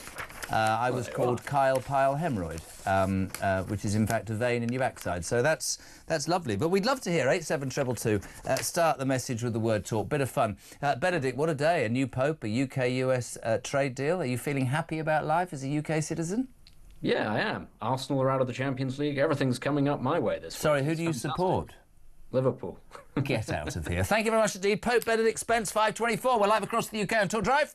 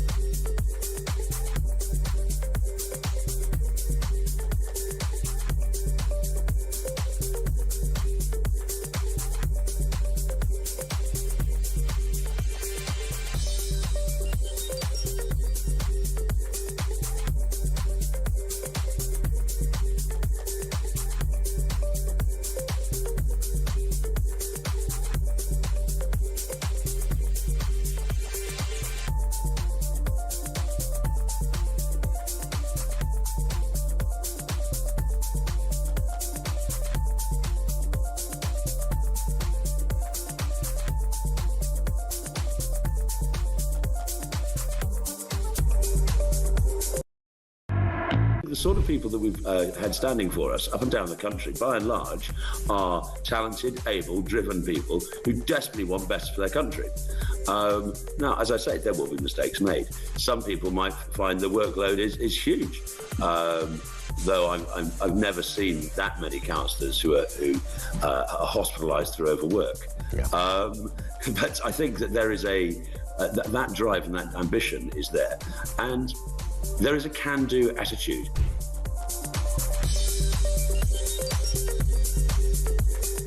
I mean, there is no reason for this country to have a trade deal with India. What benefit do we get out of a trade deal with India? Any goods we produce, which they want to buy, they have to buy anyway because they're high-tech goods made in the United Kingdom, incapable of being bought from anywhere else. We're not going to get any greater number of exports to India as a result of a trade deal. This favours, when you have a trade deal of the kind that's so imbalanced between the United Kingdom and India, where we have such high standards, such high regulations. Across the UK, on DAB+, on your smart speaker, on your smart TV, and on your side. This is Talk. Welcome back, 5:25. We're live across the UK. This is JK on Drive. Thursday afternoon on the day. The United States of America and the UK have announced a new tariff trade deal thingy. We're trying to get a bit of meat on the bone. There's a lot of backslapping, but people are genuinely worried what it will mean. We'll let you know. And also, we've just heard white smoke pouring out of the Sistine Chapel. A new pope has been elected to lead the it's actually 4 billion. It says 1.2 billion. That's wrong. 1.4 billion Catholics across the world. Crowds have gathered in the Vatican City, in brackets, the richest city in the world at just 4 miles wide, richer than any Arab state. Saudi Arabia, close the brackets, but anyway, he's going to be out on the balcony soon. He's currently, the new pope, in the small room not in the small room, because that would mean he's in the toilet. He's in a small room next to the Sistine Chapel, putting on the white papal robes. How do I know this? Because I've just had a call with Pope Benedict. No, I haven't. That's given to all of us. Anyway, the new Pope, it's not, sadly, if you're listening to this show, going to be our Vinny, the Scouse Cardinal of Westminster. He didn't get the gig. Nobody seems to know, but the most senior person in the Catholic Church will be released. He will be released to the world soon. Joanna in Salisbury says, and so, having done a UK-US trade deal, Donald Trump has hot-footed it to the Vatican, where he will be named as the new Pope in the next couple of minutes. I wonder what name he will go with. 0344 499 1000. You're very welcome. This is a new caller in Birmingham. Nigel, you're on Talk Drive. A very good afternoon, sir. How are you? I'm all right. How are you, Jeremy? I'm all right. Oh, Nigel. I'm a bit gutted that it's not going to be a Scouse Pope, but we're all right. Whereabouts are you in Birmingham, son? I'm straight from Peaky Blinders country. I live in a place called Halesowen. I know Halesowen, absolutely. Do you? Oh, right, okay. It's next. I worked on BR&B for 15 years. It's next to Acock's Green, isn't it? Yeah, Halesowen. It's on the way to Stourbridge. Yes. Yes, right. So I've been in, but my office is in Wolverhampton. I'm bored now. What do you want to talk about? So, okay, well, the Pope, for a start, he's probably getting dressed in a little room called the Weeping Chamber. The Weeping Chamber? The Weeping Chamber, they call it. Right. The reason is that when past popes have been elected, they're taken into this chamber to get dressed in white. Yes, the white papal robes. That's right. And they realise how important a position it is that a lot of them start crying. So, hence the Weeping Chamber. Amazing. Can I ask you a question? Because you're obviously a man who knows these things. When you are elected as the Pope, is it a job for life? You have to die in the job, right? Normally, yes, but there have been popes where the last Pope, but this one handed over the reins while he was still alive. Yes. So for a while we had two popes. But normally it's like the royal family here, like the King and the Queen. It's a job for life. Well, we've got some amazing pictures. We've got what seems to be like foot soldiers, and there's a lot of pictures coming from the Vatican City. Lots of soldiers walking into the main square. I suspect that the new Pope is going to be announced and introduced to the world very soon. Nigel, thank you very much indeed. Blessed in Birmingham, explaining a little bit about the procedure. He's right, the new Pope is being, at this moment, dressed in the white papal robes of... somebody just said, texted me and gone, it's a bit like Pope Idol, isn't it? Anyway, the new one, the winner, and he gets to perform in front of the royal family and he gets £500,000. The Pope is not Vinny. 0344 499 1000. Mike Graham, we've missed Mike Graham today. And Mike Graham, if you are listening, what are you cooking for your dinner? I need to know. It's that time of day. The other day he did himself some beautiful chicken. I need to know. Mike Graham back in the morning. But what is he having for dinner? It's a feature of this show. We're delighted to welcome now a man who let us down yesterday, which is why we insisted he working today. I thought he was supposed to be on... You see, we'll stop Friday. Yeah, Freddie Gray, you let down. Hello, welcome to Thursday. Why weren't you here yesterday? I can only apologise. I was working on a UK-US trade deal. Were you? Okay, yeah. That's well done with that. Yes. Now we're keeping the pictures up of the new Pope. Extraordinary scenes. I did say, and I know that the Spectator and you would laugh at this. I did say how ironic to see white smoke pouring from the Sistine Chapel about an hour after Keir Starmer spent a lot of time blowing a lot of smoke up Donald Trump's... Anyway, there we go. What do you make, Freddie Gray, of this, and layman's terms, please, this UK-US trade deal? I want to just throw this at you. It's taken a wet... About the Pope, but we can talk about the trade deal first, if you like. Yeah, it's taken a wet Remainer, who's probably the most unpopular Prime Minister ever, 10 months to do something the Tories couldn't do in 10 long years. Freddie Gray from The Spectator.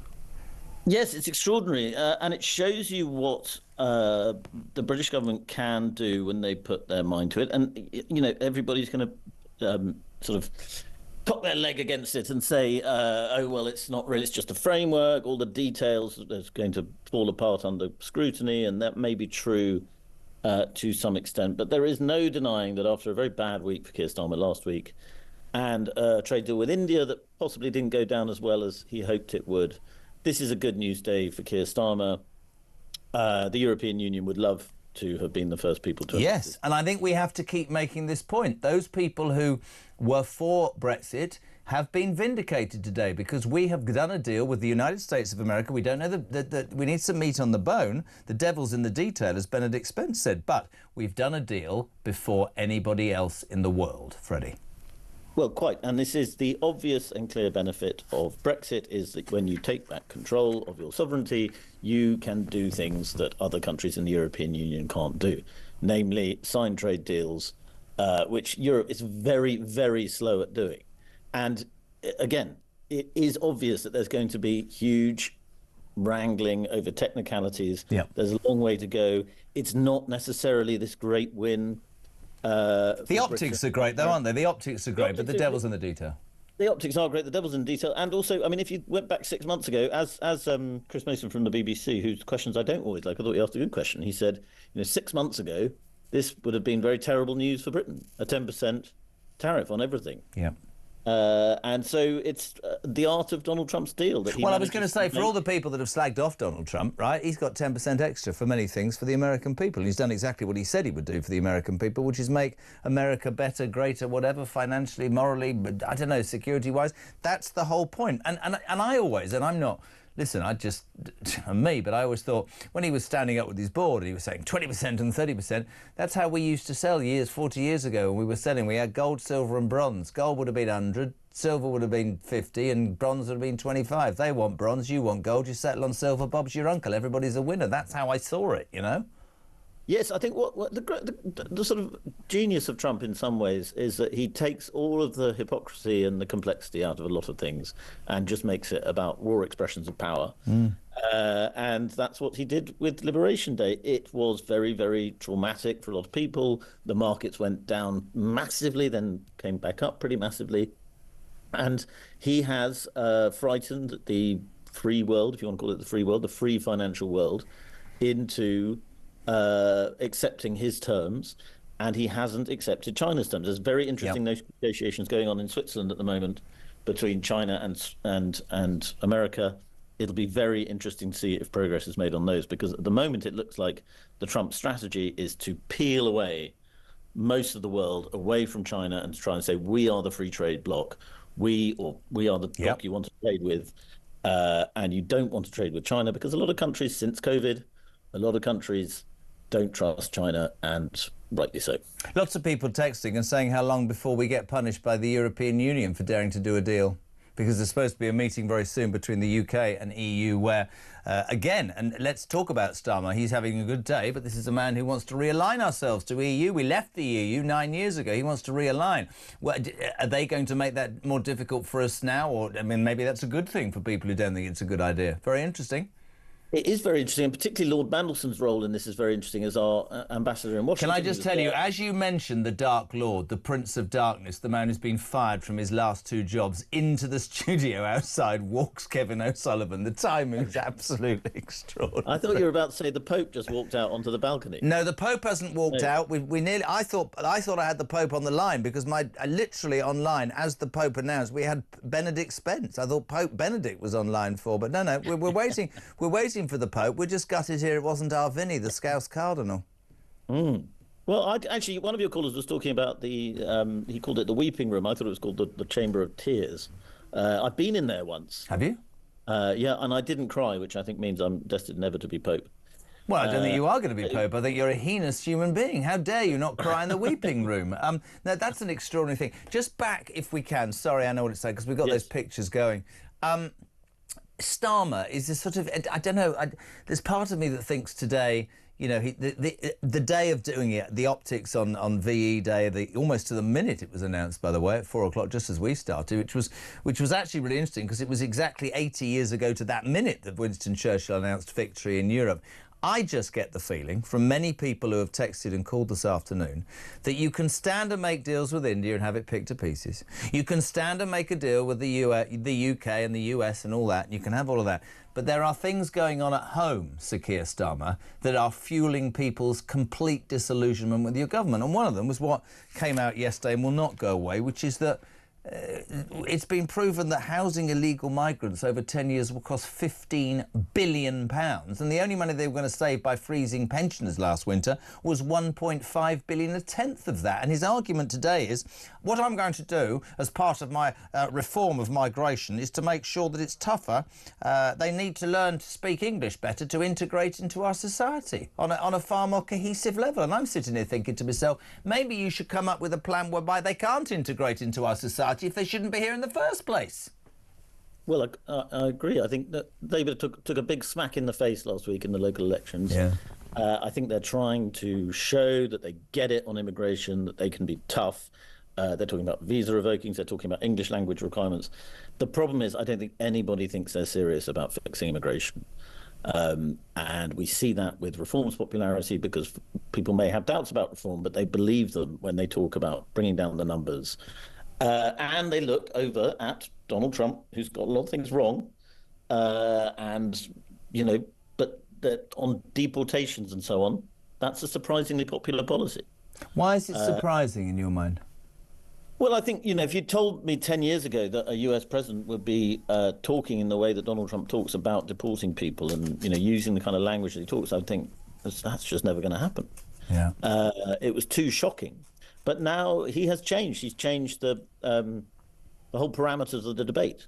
It's quite interesting. I agree with you. I think there was a time, in British media, this side of the pond, where if you used the phrase immigration, you could be accused or you could be deemed to being racist. But it's not. The fact of the matter is, I think that politics, I'd say this to MG if he was on with me, your erstwhile colleague and boss, Michael Gove, that out there, right, away from Westminster, a bit like Trump said, the average man and woman, family, I'm not allowed to say man and woman, I don't know, whatever, the average people, right, who just, you know what, Freddie, don't break the law, don't get a handout, educate the kids, feed the family, live by the law, go away for 2 weeks here. They're going, hold on a minute, you can tell me about a trade deal and you can tell me about blah, blah, blah, but how come people who've never paid in are in front of me in the queue and I seem to be getting further towards the back? And I think that's really salient, and I think the politicians, and I think Trump did tap into that, and I don't think we have that in the United Kingdom. I think, and I said every day until I'm blue in the face, I think we are obsessed, politicians in this country, with people who listen to focus groups and wonder what reaction is going to be thought about what they say, and I think they should go with their gut a bit more, which is what Trump does. Yes, and it's always said that voters' first concern is cost of living, second concern tends to be immigration. I actually think immigration is a more salient political issue because cost of living is bound up with very complicated thoughts people have about their own finances and so on. And they accept the fact that even though government can do a lot to improve their cost of living, it's not entirely within the realm of government. On immigration, I think people are very, very angry because they see that the political class has failed over and over again. They see that the public has repeatedly elected parties or voted for Brexit because they want borders to be controlled, and they see that that has not changed. In fact, it's got worse, and they hate the Tory party for it, and they don't trust Labour on it either. Couldn't agree more. Always a pleasure to get you on, and thank you. And I mean that. I know you've been a busy man. Freddie Gray, Deputy Editor of The Spectator, live and exclusive on Talk Drive, 20 to 6. Your pictures will show you, if you are watching online, we are waiting for the newly elected Pope to come out onto the balcony of the Vatican City and be officially declared as the new leader of the 1.4 billion Catholics across the world. It's been a 3-day conclave fest. They've been locked in a room. Yep. But we got the white smoke about half an hour ago. So much is happening. VE Day, Starmer and Trump, the love-in over a UK-US trade deal, a new Pope, and a woman in Croydon winning 30 grand at a tribunal because a colleague said she sounded like Darth Vader. Who have you been offended? No, who have you been, what's the word, told that you sound like or look like at work or at home? I mean, Ryan's called lanky. He's probably going to take me to a tribunal now. Oh, you're implying that I'm tall with big feet, size 14 and a strange gait. Yes, I am. Talk Drive.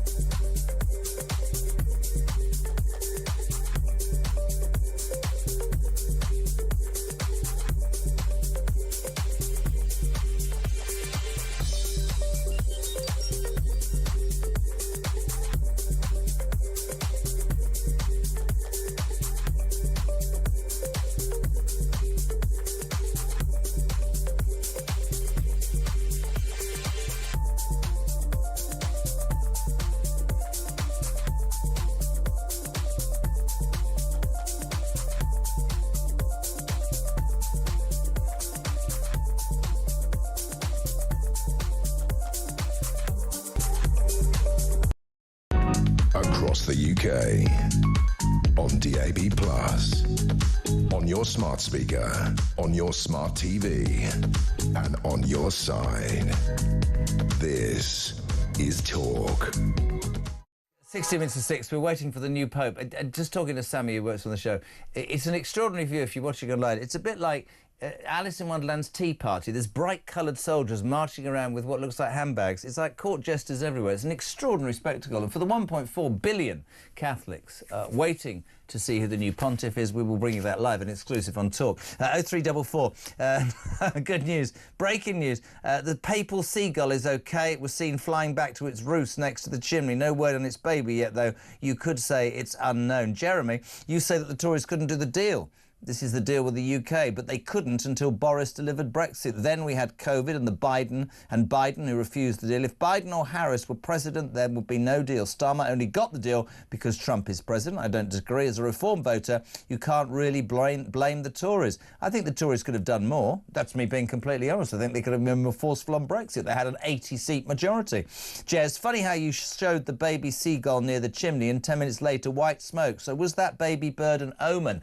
Very interesting. Or maybe the baby bird... No, I'm not going to say that against trouble. Don't give Try again. Don't give two-tier Kia too much credit for the trade deal. Trump forced the UK's hand with his tariffs.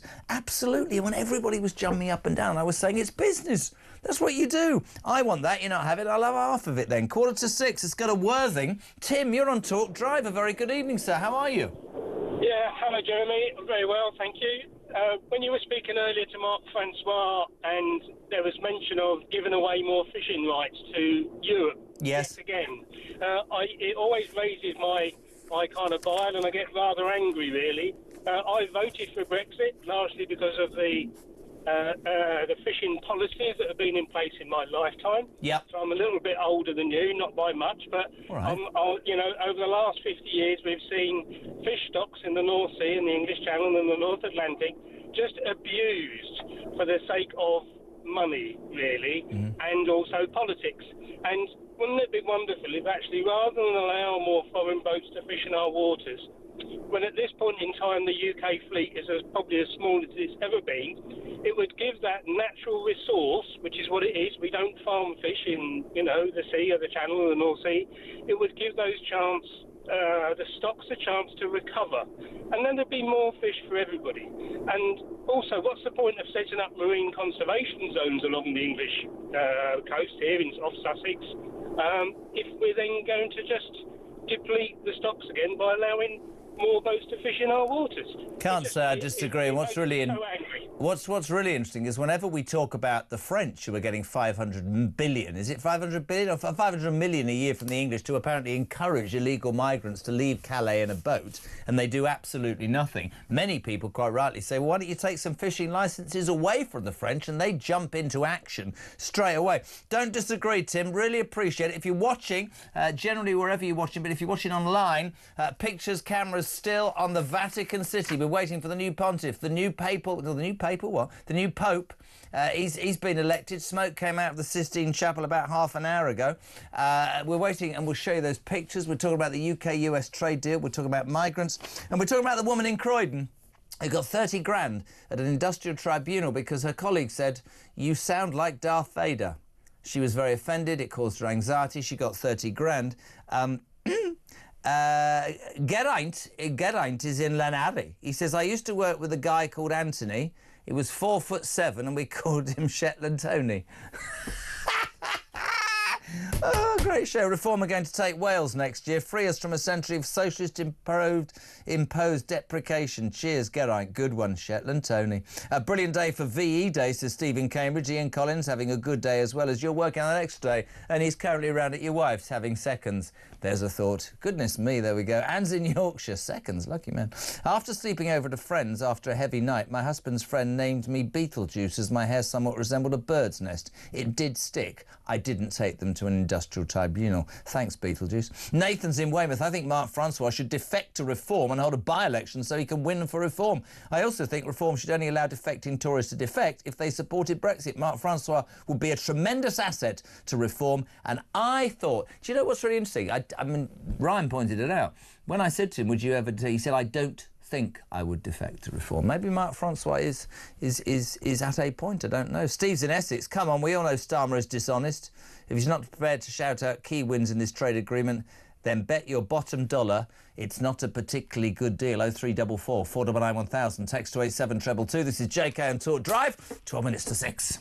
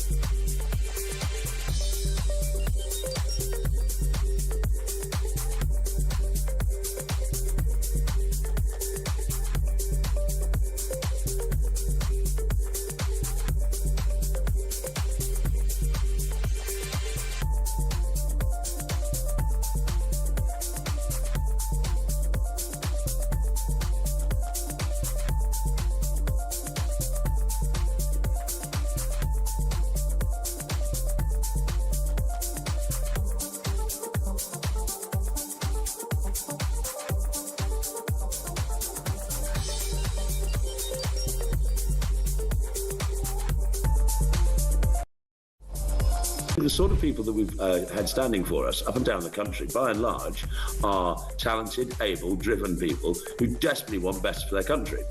Now, as I say, there will be mistakes made. Some people might find the workload is huge. Though I've never seen that many councillors who are hospitalised through overwork. Yeah. But I think that there is that drive and that ambition is there, and there is a can-do attitude.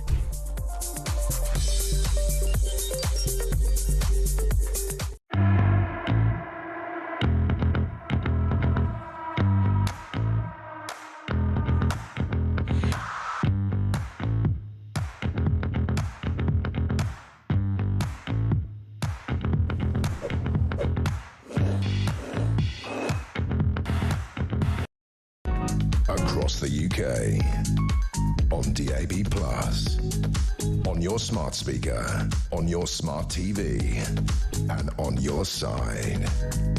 This is Talk. About 9 minutes to 6 o'clock, those cameras are trained on the Vatican City. A new pope has been elected. White smoke from the Sistine Chapel earlier. We will discover who the new pope is for, well, the man that will lead the 1.4 billion Catholics across the Western world. Ryan just made a really salient point. None of us here like Keir Starmer, but on the day that he announces a UK-US trade deal and thinks he'll be on the front page of every paper, no, you won't, you idiot. It'll be all about the new Pope. We're delighted to be joined now. Dr. Bob Seeley, former Conservative MP. How are you, Bob? I'm very well, Jeremy. Good to see you, and good to have all your listeners and viewers listening to you. So it's an interesting day. It's VE Day, which has been, and I was going to put, you are a military man, and I just wanted to say something to you, which perhaps we'll talk about the UK-US trade deal. We'll talk about the new Pope and a woman who made 30 grand for being told she looked like Darth Vader or something. Here's the bit I don't understand. VE Day is today, right? Why was so much made of it on Monday and not today, my friend? Was it because it was a bank holiday? I think because it was a bank holiday, and because I mean, for me, I don't think it's helpful for these celebrations to be drawn out over a series of days, because then people complain come day 3 or they weren't very well attended, etc. So I think we do it well on the weekend before, and then maybe just have a 2-minute silence for people who want it on the day, and I think that would work better. But well, you're going to be shocked by what I said. I'd have made Thursday and Friday, the 2 May Day bank holidays, to celebrate it into a 4-day weekend. Yeah, why not? Okay, that's a very good... For a one-off like that, I think that's a very good idea. For massive events, why not? Yeah. But we're not doing that. I think we should do it properly on one day, whether it's a Sunday or a bank holiday Monday, and then get as much focus and much involvement from people up and down the country on that, rather than doing it over a series of days. obviously, I was going to say the new Pope, we'll talk about that in a minute. UK-US trade deal backslapping all round as the Don and the Starmer announced a trade deal which will see, we know so far, zero tariffs on steels and aluminium, reductions in cars exported, some help for aircraft parts and Boeing, Rolls-Royce, which is great. But devil's in the detail.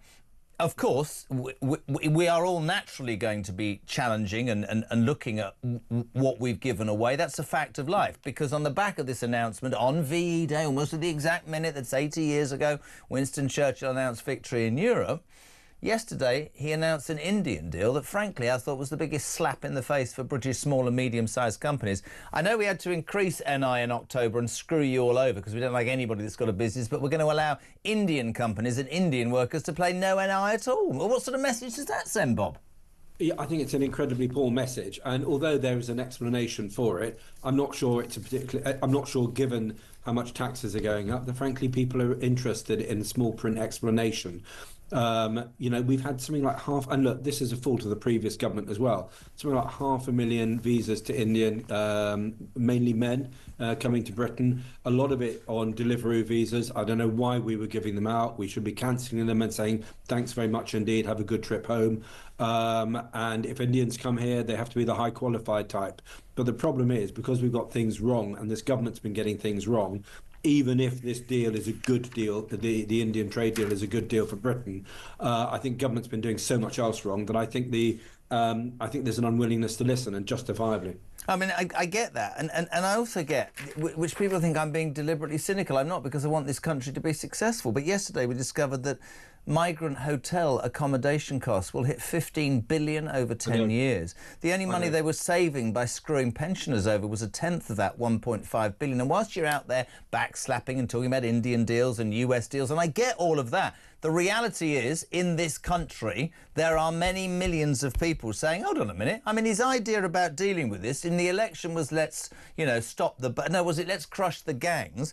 Today, all migrants will have to learn a higher standard of English under his plans to, if you want to integrate here, you're going to have to learn English. I would respectfully suggest, Sir Bob Seeley? Yes, Dr. Bob Seeley, why I'd say sir. I would respectfully suggest, right, that they should be saying, we're going to make it more difficult for you to bloody well come here and integrate in the first place, rather than spending time and money with translators or English teachers to make you feel more comfortable. We need to make this country, yes, we are the United Kingdom, but we're skint, Bob, aren't we? We're skint.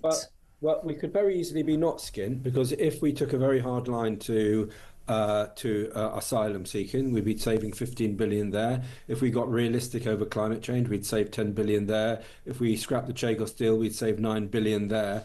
I mean, it all pales into insignificance compared to the 1.5 billion hit taken by the pensioners.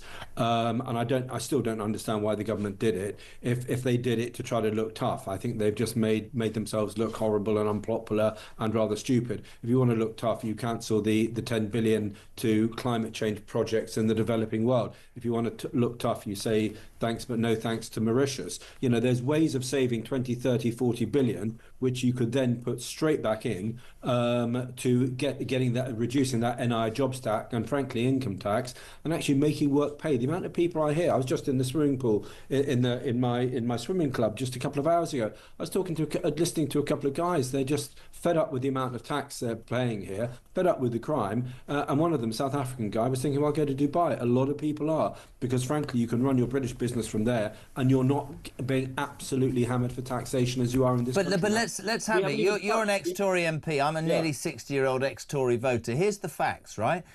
In my lifetime, however they dress it up, the only policy that the Labour Party ever have in power is to tax who they perceive to be rich. And whether that's people with small or medium-sized businesses or the non-doms or whoever, the idea is we're going to tax you lot into bleeding oblivion because of workers and people who are less well off. The truth is, though, that's not good mathematics, because if billionaires and millionaires leave this country, the revenue that the Exchequer would get is lost. And it's so simple. And in the past, you know this, if that didn't work, they printed money and we had inflation at 30%. They will, however many trade deals he makes, they will absolutely bankrupt this country. But unfortunately, you know this more than anybody, your party did such a bad job that the British public were allowing that. They voted this lot in because they hated the Tories that much. And that's not going anywhere, by the way. They're not even making an indentation, the Tory party, are they? Yeah, you're right. It's certainly not going anywhere yet. Let's see it. Look, I think our handling of the economy was much better. And actually, Jeremy Hunt has, I think, had a pretty good record of Chancellor compared to the disaster area that is Rachel But nobody's remembering that, mate, are they? Yeah, Nobody's remembering that. Yeah, I'm not denying any of this stuff, but let's look to the future.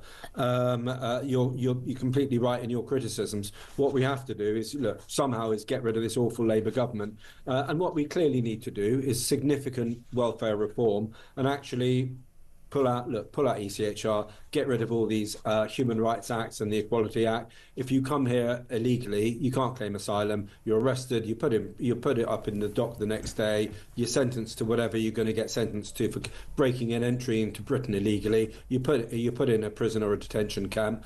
And when you want to tell people where you're from, I would only say this to Sir Keir Starmer and to the Tory government before it. He managed it during the Southport riots, and quite right. I've got no time for the far right, but suddenly there were police, there were courts, there were jail space. We need to be stronger. Dr. Bob Seeley, you're a legend, me old son. Glad you enjoyed the swim today. Almost 6 o'clock. The camera's still trained on the Vatican City as we await the unveiling of the next Pope. It was an hour ago. The smoke came out. A new pope has been elected. The world waits for the Vatican to announce the new pope. We'll do the news at 6. We've got Brendan O'Neill, brilliant, on the way. More of your calls as well, please, in the next hour. 0344 499 1000. And your text messages 87222. Start your message with the word talk. So, news at 6 next.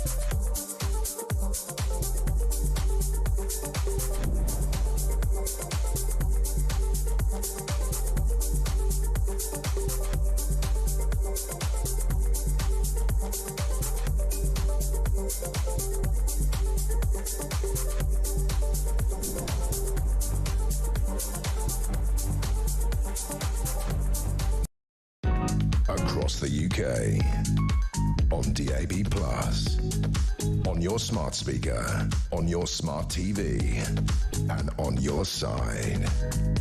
This is Talk.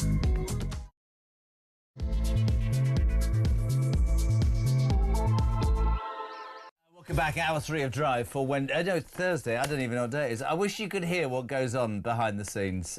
We were just talking about a flag in the Basilica in the Vatican City as the world awaits the newly elected Pope. he's going to be revealed. He's going to reveal himself, the new Pope. That doesn't sound right. On the balcony of the Vatican very soon. White smoke poured out of... the news went the chimney, about an hour ago. Crystal in America says, the pigeons at the chapel must be really angry.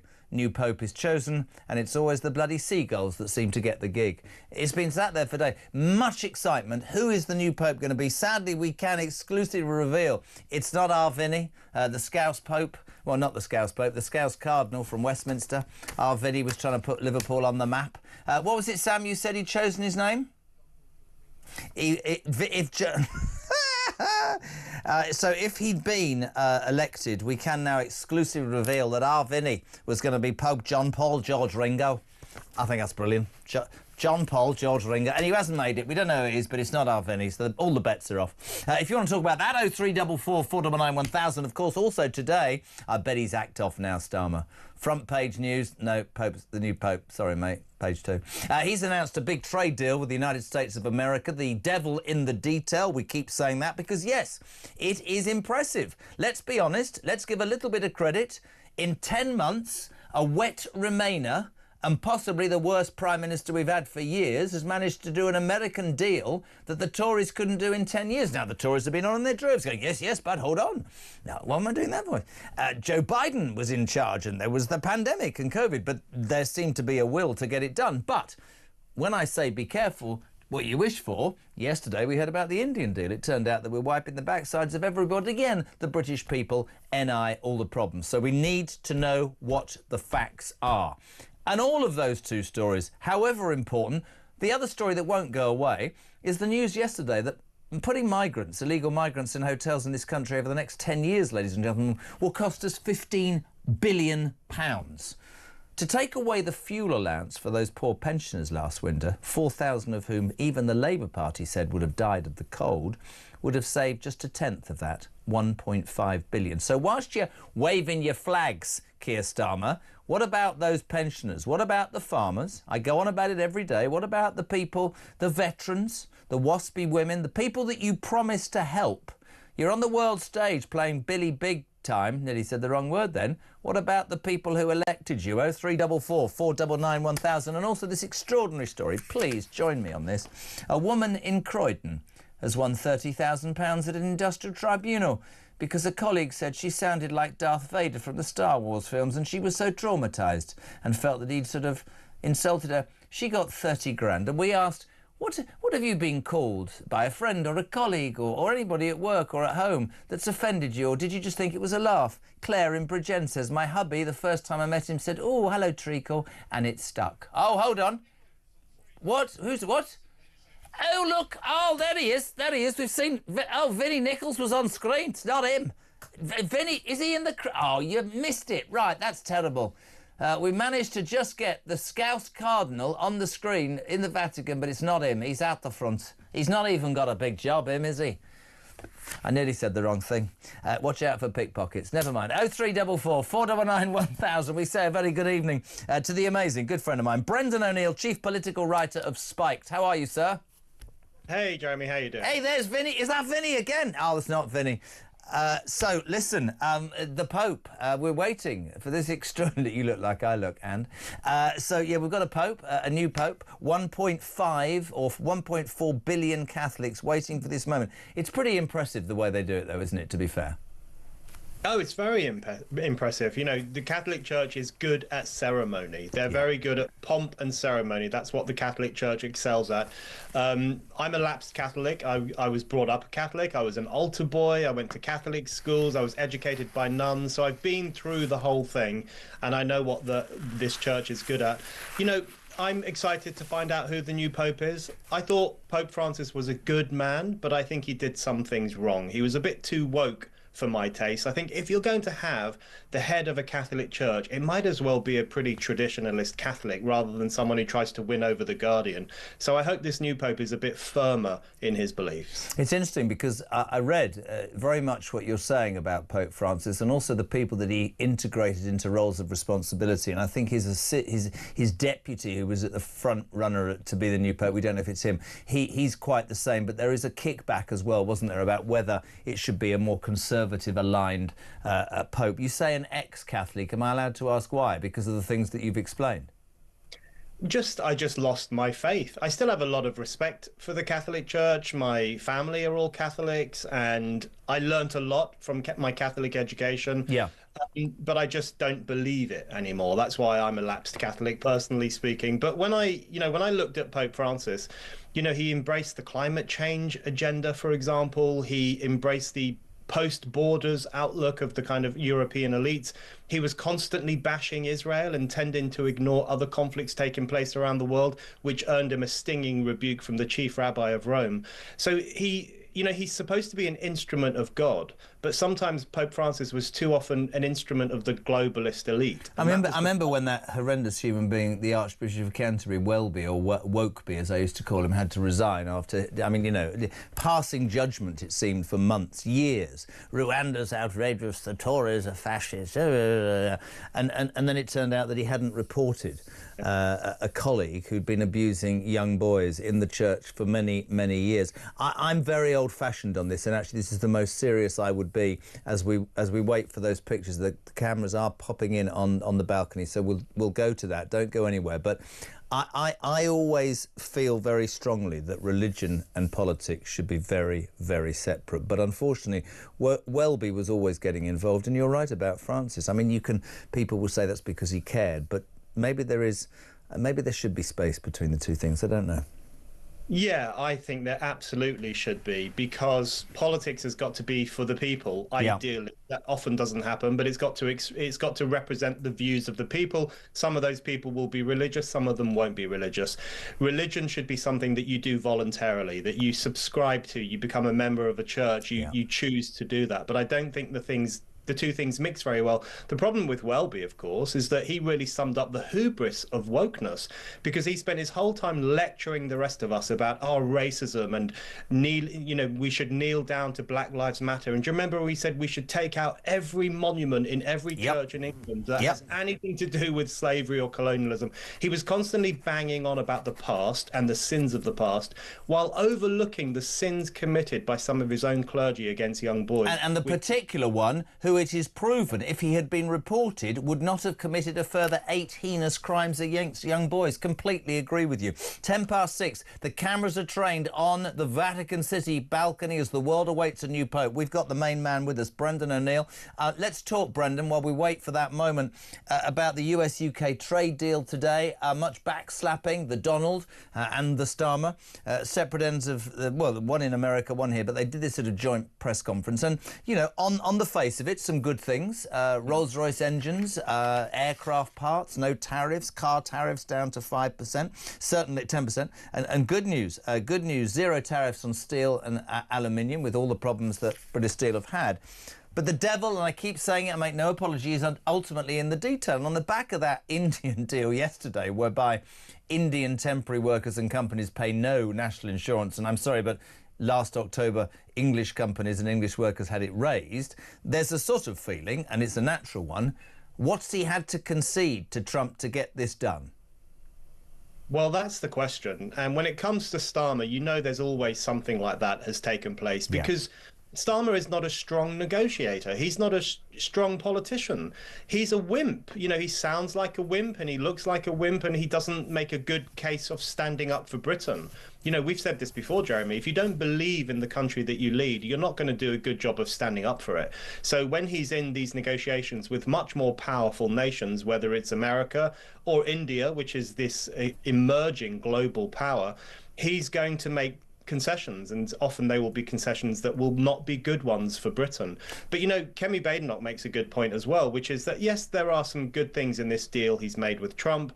It's really good for steel, it's good for Rolls-Royce, it's good for cars and so on, but it's still the case that we're giving a lot of money to the US, and America is not giving so much to us. It's not a very balanced deal, and the tariffs that we're going to have to pay are still relatively stiff, even though they're better than they were 24 hours ago.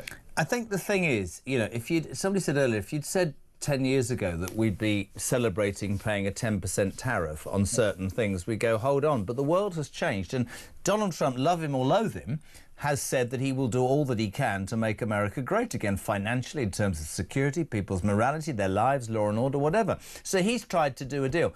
I mean, there's two sort of sides to this argument, right? One is, how did a wet Remainer, who nobody, it seems, in this country trusts to even put one foot in front of another, manage to do a deal? Oh, hold on a second. On the balcony, can we just do this? The doors are opening on the balcony of the Sistine Chapel. Just a couple of cardinals are coming out. This is the minute that the world... Have we got pictures? This is the minute that the world will see the new Pope. Don't go anywhere, Brendan. I think we're going to go live and hear the words of the man who will introduce the new Pope, I would assume. Is that right, Ryan? There will be words, trust me, ladies and gentlemen. There's two clergymen and a man in a red hat. That's not the greatest description, is it? Right, here we go. Annuncio vobis gaudium magnum. OK, so this is Cardinal Dominique Maberti. He's reading the new Pope's birth name in Latin. We'll then reveal the name the Pope has chosen. We still, nobody's helping me here at all. I don't know who it is. Eminentissimum, ac reverendissimum Dominum, Dominum Robertum Franciscum. So the man making the announcement is Cardinal Dominique Maberti, one of the most senior cardinals. He's making the announcement of the new Pope's birth name in Latin, but we don't know what that is. Sibi nomen imposuit Leonem decimum quartum. Much cheering. It's not helping me at all. It's not Vinny. That helps. Vinny's devastated, the Scouser. Do we know where this Pope has come from? Oh, so far? Oh, I've got a Latin translation. We have a new Pope. Nothing else. Breaking news. Yes, we know there's white smoke. God, they're a bit late, Sky, aren't they? White smoke emerges. We've done that. We're on the balcony. Keep up with it. Now more doors are opening. Right. Where's the Pope? Right. New Pope announced. I love it when everybody goes very quiet. I have no qualms about doing this forever. Right, there's a whole bunch of cardinals now squeezing up. Look, they're on one balcony. Then there's a big flag. New Pope announced. You'd think that one of the networks would say who it is. Do we not know the name of the new Pope?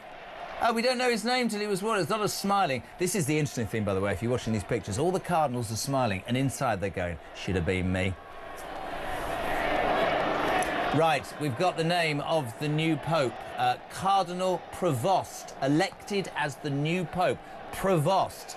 We'll look into him very quickly if we can. Let's get some details. Cardinal Prevost, P-R-E-V-O-S-T, elected as the new Pope, the man that will lead. Cardinal Robert Francis Prevost. Cardinal Robert Francis Prevost, elected as the new Pope. Don't know as yet where he comes from. I was just saying, on a slightly light-hearted note, all the cardinals are on the balcony. They're all smiling. They're all thinking it should have been me. Not sure about him. Cardinal Robert Francis Prevost is late. Oh, my Lord. It's an American Pope. Is he really American? Oh, this is great. Donald Trump's going to be delighted. The first ever American Pope, is that what we're hearing? The first, we think, ladies and gentlemen, this is the first ever American Pope. He's 69 years of age. Cardinal Robert Francis Prevost. He's going to be called Pope Leon. America's taking over the world. Donald Trump's leading the world in trade, and now there's an American Pope. That's it. It's been great on Talk. Thank you very much indeed. I'm off to Fox News. Have a great life. New Pope revealed then, Cardinal Robert Francis Prevost, elected as new Pope Leo the 14th.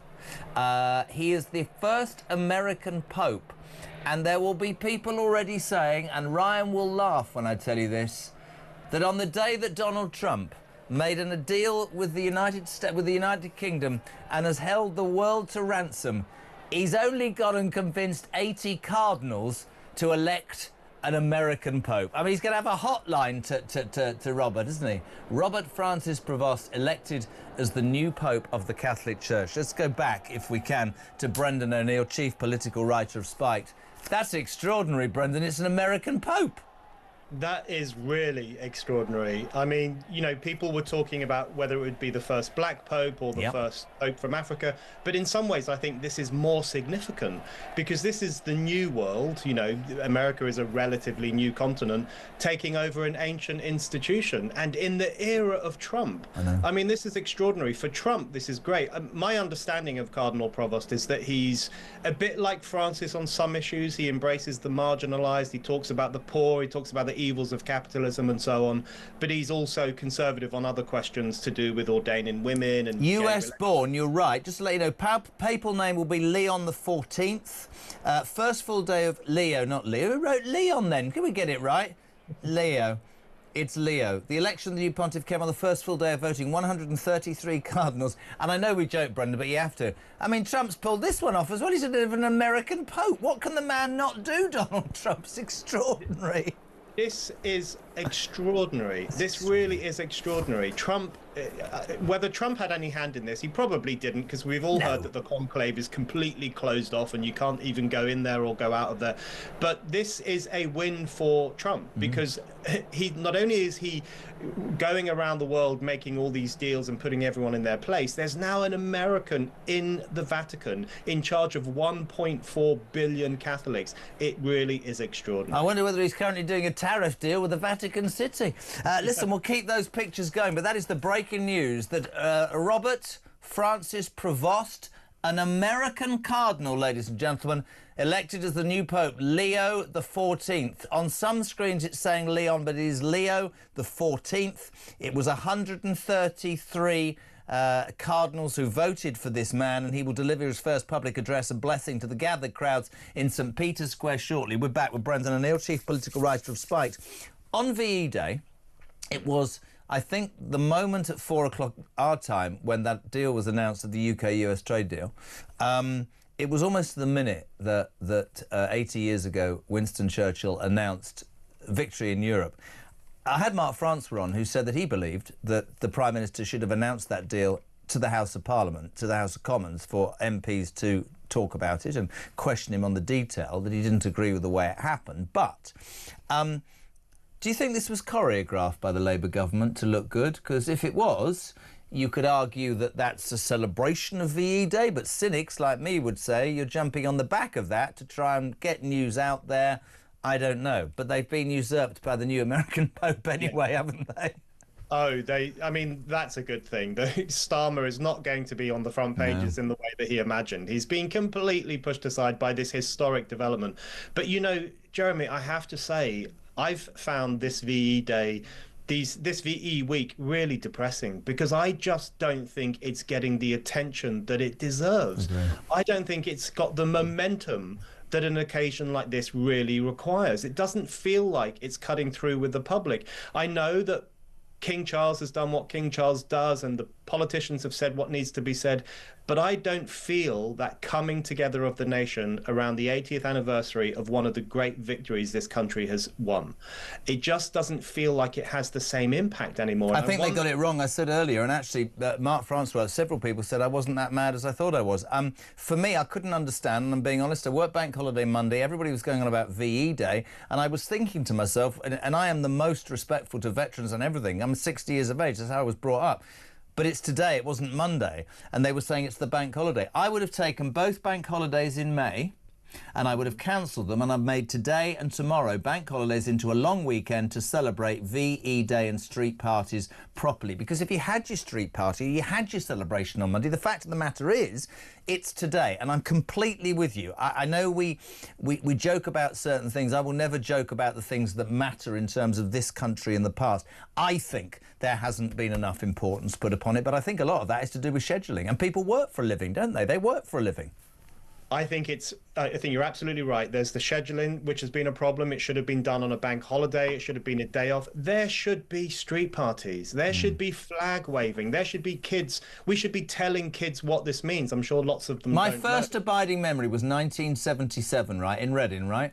In our little road, I was 12 and it was the Silver Jubilee. Street parties, games, absolutely everything. I remember all that stuff. That you're absolutely right. This is the 80th anniversary. I don't know if I'll be around for the 100th, but you're absolutely right. They should schedule it better and they should make sure that they... And we had this discussion the other day, mate, when we were doing VE Day stories, and I was saying, you know, I really feel strongly that it should be part of the education of our children. We should be telling them about our history. We seem to have a government and an ideology that bashes everything that's British. I think we should be extolling the virtues of why these lucky people, this younger generation, are actually here today with the liberty that they've got, pal.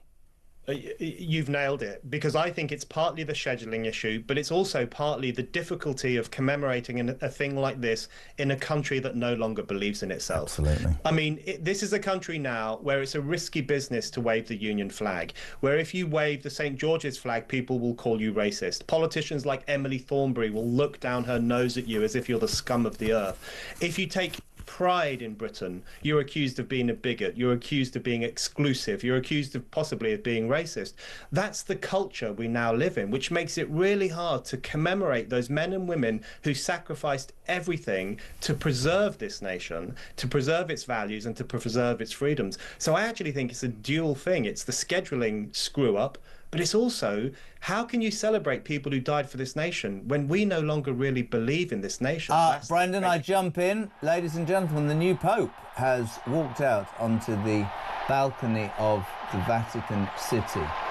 This is historic. This man is the first American Pope.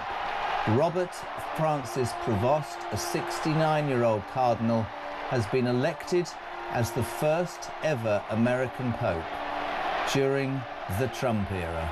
Unbelievable. 133 cardinals voting over, I think, a day and a half. White smoke poured out of the main chimney of the Sistine Chapel, the conclave earlier, and Robert Francis Prevost as Pope Leo XIV. Pope Leo XIV on the Vatican City balcony right now, and I presume we will hear when he addresses, he's got the papal robes on, when he addresses the it's quite emotional actually, the 1.4 billion Catholics that he now, in essence, is in charge of. We'll do our best to fill in the gaps. Amazing scenes, Brendan, aren't they? Oh, truly amazing. I'm actually blown away by this. This is not something I expected, and I've been reading so much of the coverage about what might happen, who might be elected, but this isn't something I was expecting. An American Pope, I mean, it is extraordinary. You know what you said about being a lapsed Catholic? Quick question, just off the top of my head. When you see that and you see the pomp and the ceremony, does that awaken anything in you? Oh, it does, absolutely. And, you know, one of the first things I do when I go to a foreign city is I go to the Catholic cathedral, and I love looking at that stuff and taking it in and thinking about it. So I still feel drawn to it. And that ceremony we're seeing on the screen now is extraordinary, and I really hate that kind of new atheist sneering at religious people there is a tendency to look at religious people as if they're dumb or whatever. I completely reject that. Look at this is a wonderful scene. This means so much to more than 1 billion people, and I think it's a good day. It's a good day for the Catholic Church, and it's a historic day for the world. And we keep going back to it, and it probably sounds very strange, but I'm going to keep saying it. The cheering in the Vatican City. The first American Pope, Robert Francis Prevost, elected as the new Pope Leo XIV. I mean, you couldn't write this, could you? I mean, most of all, I'm smiling because Starmer won't be on the front page. But it's an extraordinary thing when you consider the Trump effect and the headlines all over the world. This will garner even more headlines. Trump will take credit for this in about 10 minutes. You know that, don't you? He'll have a press conference in the Oval Office. Oh, he will, no doubt. He'll be tweeting about it on Truth Social or whatever it's called. Here we go. We're going to hear from the new Pope. La pace sia con tutti voi. Do we know what that means? Am I supposed to translate Latin now? Am I being paid to translate Latin? Fratelli, sorelle carissimi. Help me out. Brendan? Questo è il primo saluto del Cristo risorto. Il buon pastore. What do you mean stick with it, right? I wish they could hear what you're saying in my ear. I've got to stick with the bit. I don't understand what he's saying, man. Anch'io vorrei che questo saluto di pace entrasse nel vostro cuore. Jodie's suddenly become Latin. She said, I'm the new Pope. Here, Brendan, I wouldn't disrespect this moment, but what are the odds that he might mention Donald Trump in his acceptance speech? That would seem unlikely, I think, but you never know. I think he must have. He doesn't sound American. He must have been born in America, maybe. Yeah, a lot of cardinals adopt the new language, Latin and Italian. Yeah. He studied in Peru, apparently. Extraordinary scenes, you're right. Extraordinary scenes. Think about how many popes never even heard of America. You know, right back to St. Peter. It's unimaginable that there is now an American pope. Questa è la pace di Cristo risorto. Una pace disarmata e una pace disarmante, umile e perseverante. Proviene da Dio, Dio che ci ama tutti incondizionalmente. This is just the address Ancora from the first ever American Pope. Nei nostri orecchi quella Do you want to carry on with this or leave it now? Ma sempre coraggiosa. Yeah, Brendan, let's just talk to you. No disrespect, but we're playing Latin that nobody seems to understand. I mean, most people in this country struggle to speak English. Robert Francis Prevost, elected as the brand new Pope Leo XIV, and as Brendan O'Neill and I have been talking about, just earth-shattering news. This man's American. It's unheard of, mate. It's extraordinary, and I think it's something brand new in having an American Pope, but it also, I think it looks like an effort to carry on with the Francis approach to the church. That's what it looks like to me, because I think this Pope, Leo XIV, is a bit of a kind of straddles between conservatism on one side and liberalism on the other. So I think it's an attempt to carry on with what they had before, but we'll see soon, I guess. I'll tell you what's really interesting, and I knew somebody would do this. Louise is straight in. She says, Jez, think back to J.D. Vance's visit. Do you think that Vance made the Vatican a tariff trade deal offer they just couldn't refuse? Yeah, on the condition that they got an American into the Vatican, you never know. He's basically said, peace be with you all, brothers and sisters, dearest. This is the first greeting of Christ resurrected. I would like to offer a greeting of peace to reach your families, all of you, wherever you are, may peace be with you. So the new Pope, the Leo XIV will be known, is Robert Francis Prevost, a US cardinal. Let's go back to Brendan O'Neill, because it's an extraordinary moment in history, to be honest, an extraordinary moment.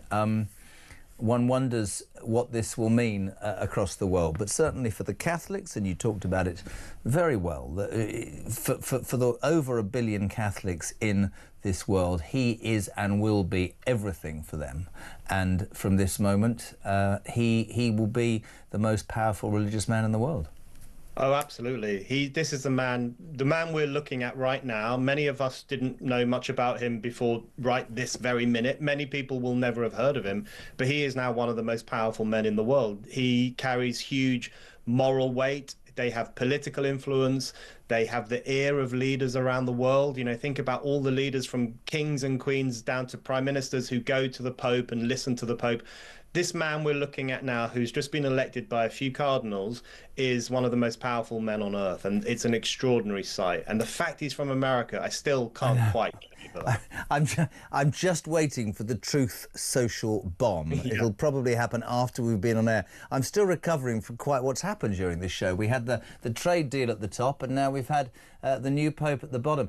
He looks very confident. He's speaking very eruditely. And you're right, the most powerful man now, you know, in terms of religion across the world. One wonders, you think about, he gets up this morning as a cardinal, he goes to bed tonight as the most powerful religious man in the world. That is some seismic day, isn't it?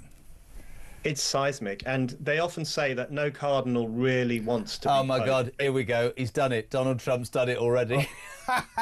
Breaking news on Talk on Truth Social. Congratulations to Cardinal Robert Francis Prevost, who was just named Pope. It is such an honour to realise that he is the first American Pope. What excitement and what a great honour for our great country. I look forward to meeting Pope Leo XIV. It will be a very meaningful moment. Donald Trump, honestly, the man, I need him on PR. Donald Trump on Truth Social. To that breaking news an hour ago that Robert Francis Prevost elected as the first American Pope, Leo XIV, on Truth Social. Donald J. Trump, He might as well have put P.S. Starmer, you're yesterday's bleeding news, mate. Starmer, you are just nowhere. Has just put congratulations to Cardinal Robert Francis Prevost, who was just named as the new Pope. It is such an honour to realise that he is the first American Pope. And what excitement and what a great honour for our great country. I look forward to meeting Pope Leo XIV. It will be a very meaningful moment. Oh, Brendan O'Neill. Wow. It's for Trump, this is amazing, actually. Even if the Leo XIV, as we'll have to get used to saying, even if he disagrees with Trump on some things and thinks he's been too harsh on immigrants, as Pope Francis thought, whatever, it doesn't matter. Trump now has that American connection inside the Vatican. Yeah. You couldn't make this up. You know, this might turn out to be the American century once again, after all, given the moral and political clout American leaders now have. And also, and it is, and probably it's a little bit, you know, wrong of me, but I mean, Trump and Starmer started. I mean, so they started Drive Time on Talk, but the programme started with those two backslapping and whatever. We finish it with Robert Francis Prevost, the first American Pope. And Keir Starmer's news has disappeared. It's not even page 2 now, is it? It's gone. It's gone. The deal's gone. It's not interesting. Kicked into the dust. You know, a small, tiny tariff deal. What is that in comparison with this historic vote of an American Pope? It's insignificant. So, poor old Starmer. I'm sorry he'll have to wait for another day for his glory on the front pages. Brendan, it is always a pleasure, my friend. It was an absolute pleasure to share that half an hour with you. Brendan O'Neill, chief political writer of Spiked, as we reveal that Robert Francis Prevost, the first American Pope, will be known as Pope Leo XIV. And in true Donald Trump, you cannot exaggerate what this means. Donald Trump has just posted congratulations to Cardinal Robert Francis Prevost, who was just named Pope. It's such an honour to realise that he's the first American Pope. What excitement and what a great honour for our great country. I look forward to meeting Pope Leo XIV. It will be a very meaningful moment. This is Talk Drive.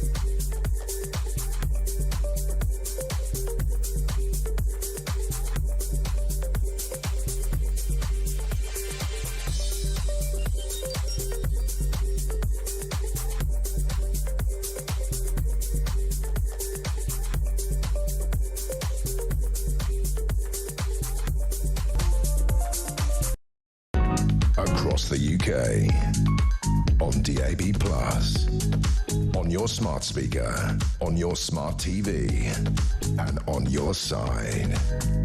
This is Talk.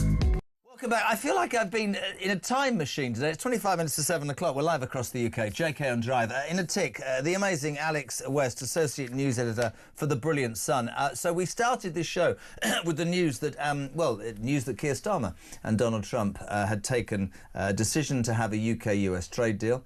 The devil was in the detail. We need to pick it by and see actually whether he sold us down the river like he did with the Indian deal yesterday. But we did that.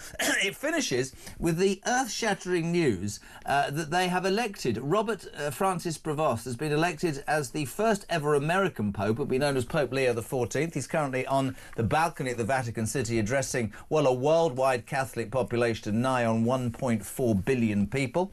And Donald Trump, I mean, America are taking over the world. He has already put on Truth Social congratulations to Cardinal Robert Francis Prevost, who was just named Pope. It is such an honour to realise that he's the first American Pope. What excitement and what a great honour for our great country. I look forward to meeting Pope Leo XIV. It will be a very meaningful moment. Extraordinary. If you want to comment on that, 0344 499 1000, text to 87222. Alex West, Associate News. How are you? Yeah, very good, very good. I think the only thing he's missing off the bottom of his Truth Social post is make the Vatican great again. What somebody? Just step back from it and think. Right, America. I mean. The greatest thing about this news for me is Starmer isn't even on page 10 of your newspaper. Right. Nobody gives a toss. Nobody cares about the US-U trade. I mean, it's extraordinary, right? They'll all joke and say Trump had something to... But America, Donald Trump, an American Pope. Who could have written this story, man? I know. What a day for the USA. As you say, going from having that incredible trade deal news, where they made such a big thing of this being such a momentous occasion, and then, as you say, fast forward 6 hours, and suddenly the most important religious man in the world is American, and the most important man in the world is, arguably also American. It's really interesting. Donald Trump on Truth Social has just posted about how great it is that the new Pope's American. The last post that Keir Starmer put on X was how good Jaguar cars are. I'm sorry, I'm not being disrespectful. I'm sure they are good cars, but stick that with the Sun, don't have. Listen, we love our association with the Sun, Al. It's great to have you on. Tomorrow, big stories for you in the paper. Yeah, I mean, we've got, as you say, I mean, we've had a roller coaster day as well, knowing things moving around all over the place. Obviously, we started this morning with VE Day celebrations. Got lovely pictures of lovely Kate, at Westminster Abbey this morning, and then they've got a concert this evening, and King Charles's words today on the importance of this day. I made a point to somebody. I'd love to know your view on this, if you don't mind. I find it really weird that Monday everybody was celebrating something that wasn't till today, and then everybody says, well, it's because it's a bank holiday. I'd have taken the 2 May Day bank holidays and made them Thursday and Friday. I think there should be street parties. I think that people should celebrate something this important on the day that it actually happened. I have to say, I agree. Totally. I mean, what a day it would have been for it, and also the weather's nicer now as well. We could have all been in the streets on the actual day, celebrating. You're right, so that got shifted back. Then we had the trade deal, and now, of course, we've got the Pope, so I think that's probably going to be the, no spoiler alert, front page tomorrow. And then we've obviously got a peppering of all our other great exclusives in the paper today as well. I love the headline, Got It Don, backslapping all round. I mean, I think the Sun will make the point, I know it will, that it's great at face value, but we need the devils in the detail, because the Indian deal was a complete upset to many. The new Pope, I mean, it's an I'm going to keep saying it's an extraordinary story. That's like news just delivered to you, isn't it? American Pope. Yeah, incredible. And I wonder also about, I'm not saying you'd know, or any of us would know, but you wonder how it works, 133 of them. Did they stand up and go, I'd like to go for it, and then they vote, or do they have to be nominated? I wonder. Well, you do wonder. I mean, you make the point, Rob, Vance was the last person to see the previous Pope before he died, and you just wonder what has gone on behind the scenes with deals with cardinals, or whether anything's been said. I would like to point out that the Vatican City, at 4 miles only wide, is the richest city in the world, perhaps more than some of the oil-drenched Saudi Arabian countries. I wonder whether Vance went, we're joking, but I mean, honest to God, this is news that will resonate across, isn't it? I mean, everywhere. Do you think that'll be on the front page? I think so. I think I have to be, really. I mean, it's so astonishing. I think so we were hoping there was a chap called Pier Battista Pizzaballa who was up to be the Pope. We were hoping that it might be him because it'd be a headline writer's dream. Did you not know what I've been going for the last 2 days? No, who's that? Well, there's a Scouse one. Did you not know that? Oh, right. No, there is Vinny. Right, Vinny's the Cardinal in Westminster, but he's a Scouse, and he was going to be known as John Paul. Right. What was it?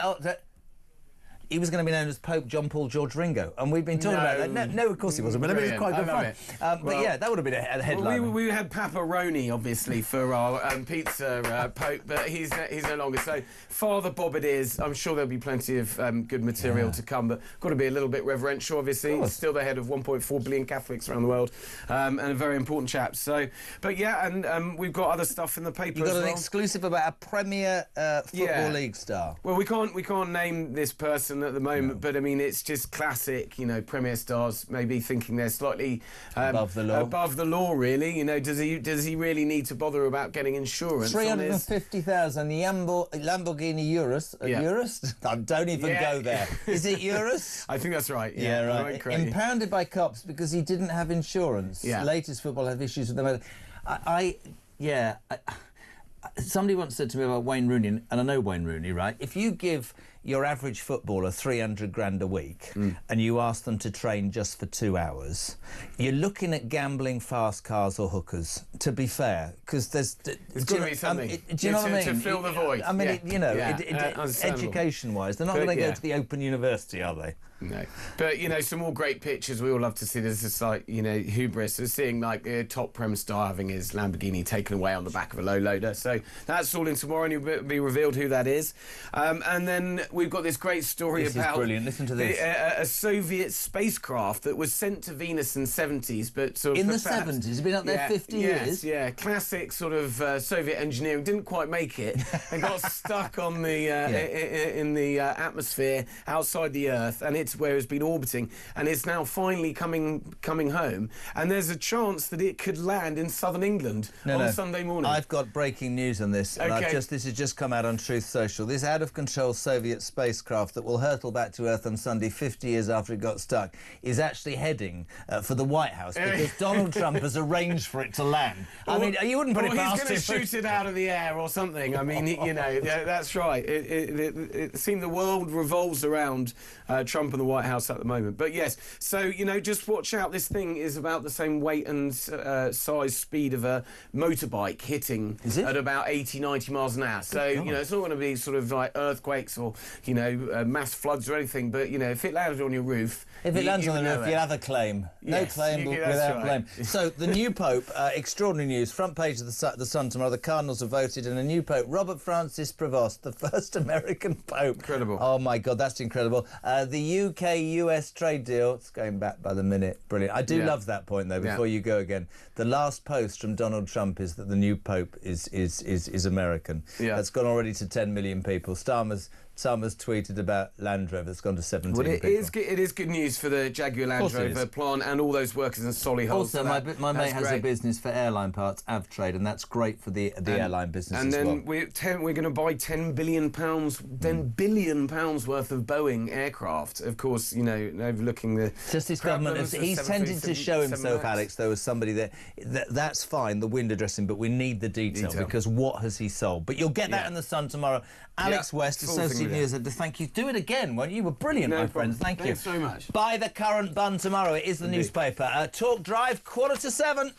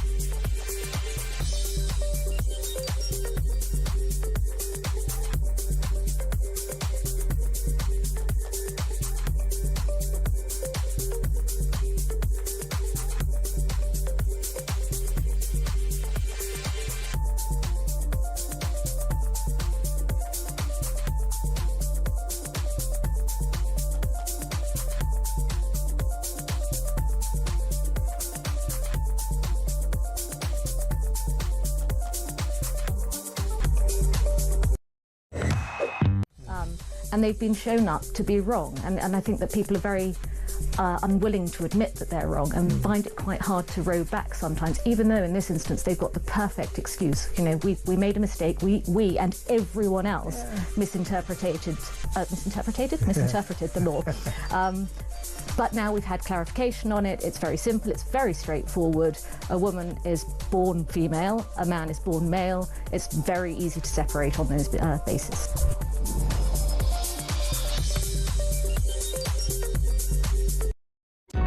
Across the UK, on DAB+, on your smart speaker, on your smart TV, and on your side. This is Talk. Welcome back. It's 14 minutes to 7. I'm just reading a message from my good friend... I'm not reading that. If you have been anywhere other than with us, you will have missed the news. We started at 4 o'clock with the live coverage of the Donald and Sudriri Starmer announcing a UK-US trade deal. And although certain people were like, oh, that's exciting, the devil's in the detail, what are the facts? But that is nowhere near the biggest news of the day. That has disappeared off a cliff. It has just been announced by the Vatican that the new Pope, who will be known as Pope Leo XIV, is none other than Robert Francis Prevost, who turns out to be the first ever American Pope. It is just tailor-made. Sam just said to me, what odds would you get, not you, Ellard, Sam through there, what odds would you get from your bookies if you asked for a price within 2 years you see Donald Trump stood next to the Pope inside the Pope-mobile? Sam Ellard, you're looking confused. I just have no idea what any of this means. I'm sorry. Pope's been elected and he's American. Donald Trump's taken over the world, man. Can I ask, I probably shouldn't actually say this question. I was going to say, what does the Pope do? Runs the Catholic Church. 1.2 billion Catholics. He's the head. Okay, no, I'm not. I don't know. I'm not very educated. When they cut your hair too short, did they take what remaining brain cells you had out of your head? You gave me stick on the show yesterday for my hair and my beard. I've had lots of compliments over the past 24 hours for my hair and beard. No, so I promise you I have. So from everyone in the office. Not the cardinals in the conclave. So that basically shows that once again you're out of touch when it comes to fashion and quality in that respect. Jodie said you look fatter with your hair like that. 03, she didn't really. 03, I'm joking. This is because there was a story today that a woman was told she sounded like Darth Vader, and she got £30,000. So I've insulted you. She got £30,000? Yes, so you could say, Jeremy Kyle said my hair was crap. And call me fat? I haven't called you fat. You call me fat on national radio? I didn't call you fat. So you're telling me I can get £30,000 for that? And that's been on record, that wasn't done, by the way. What did you say to me? When? What did you say just now about me? You tell me I said nothing about you. Come on, JK. You're not fat at all. You're spherically challenged. If you were taller, you'd be, But your hair is too short. How tall do you think I am? 5'8". No. 5'9". I think I'm 5'10". Are you? I think so. I'm 6'4". Jodie, when you said 5'10", has gone like that. What? I'm 5'10". You're a good lad. You know I love you. 0344 499 1000 Sport. Do you want to push the button? Let's go. Summary on Talk. It's been like the weirdest show today. Why are you here today? What? Why are you here today? What do you mean, why am I here Why are you working on Thursday? Need the money. Are you struggling? I thought so. That was that thing in the paper today about you needing extra cash.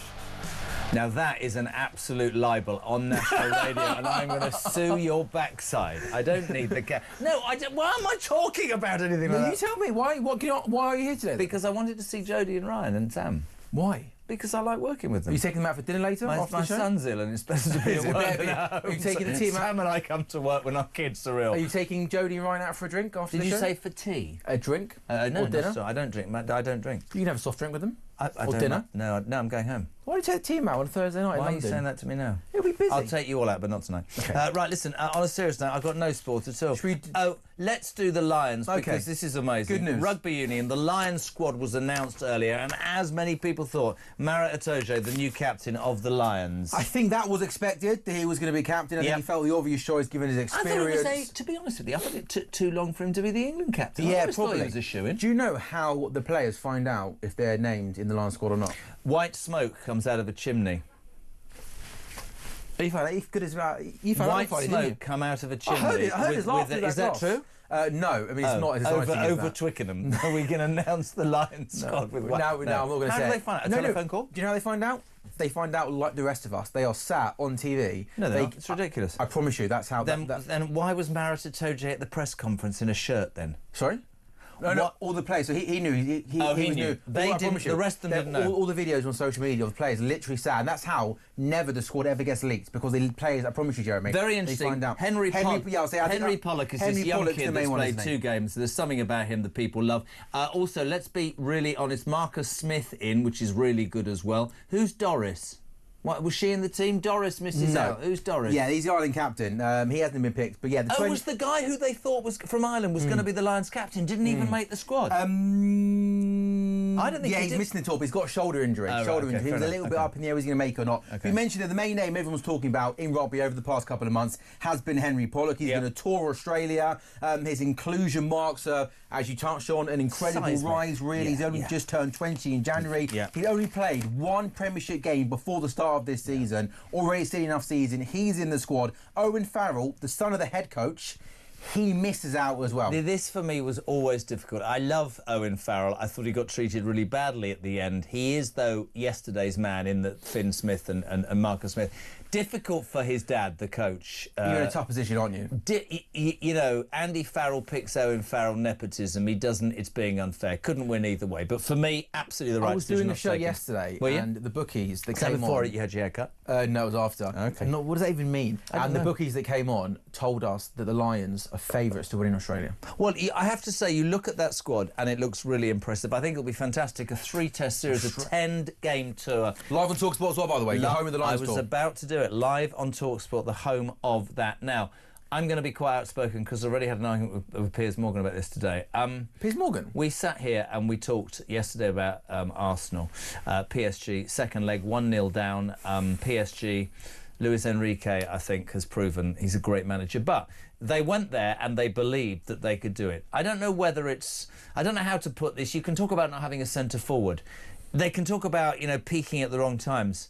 It's nearly 5 years. This is turning into Pochettino territory for Mikel Arteta. He ain't won a trophy, mate. They have flattered to deceive again. They won the FA Cup after 6 months, but that is it. Nothing else. They need to kick on soon, don't they? Yeah. You look like you're quite respecting what I said there. I think what you're saying isn't incorrect. He is 5 years into the process after that FA Cup win, which came very early on, which some say wasn't even his team. Lots of money had been spent, and you're right, you would want trophies. What I would say is, though, I still believe that he is the right manager to win them trophies. Like, I think in the next couple of seasons, I do think Arsenal will win a Premier League under Mikel Arteta. Their form this year in the league over the last couple of months has been appalling.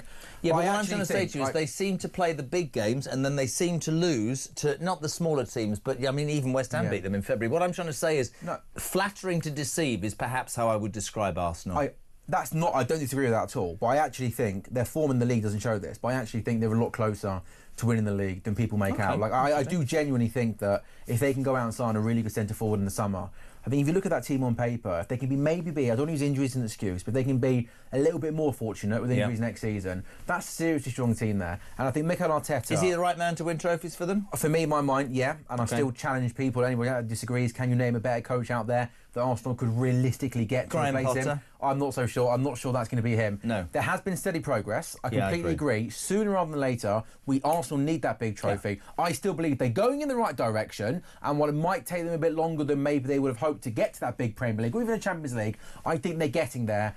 Go and sign a centre forward in the summer. Please, Arsenal. Two, Europa League semi-finals, both featuring English clubs tonight, both of them in the box seat. Manchester United versus Athletic Club, 3-0 up.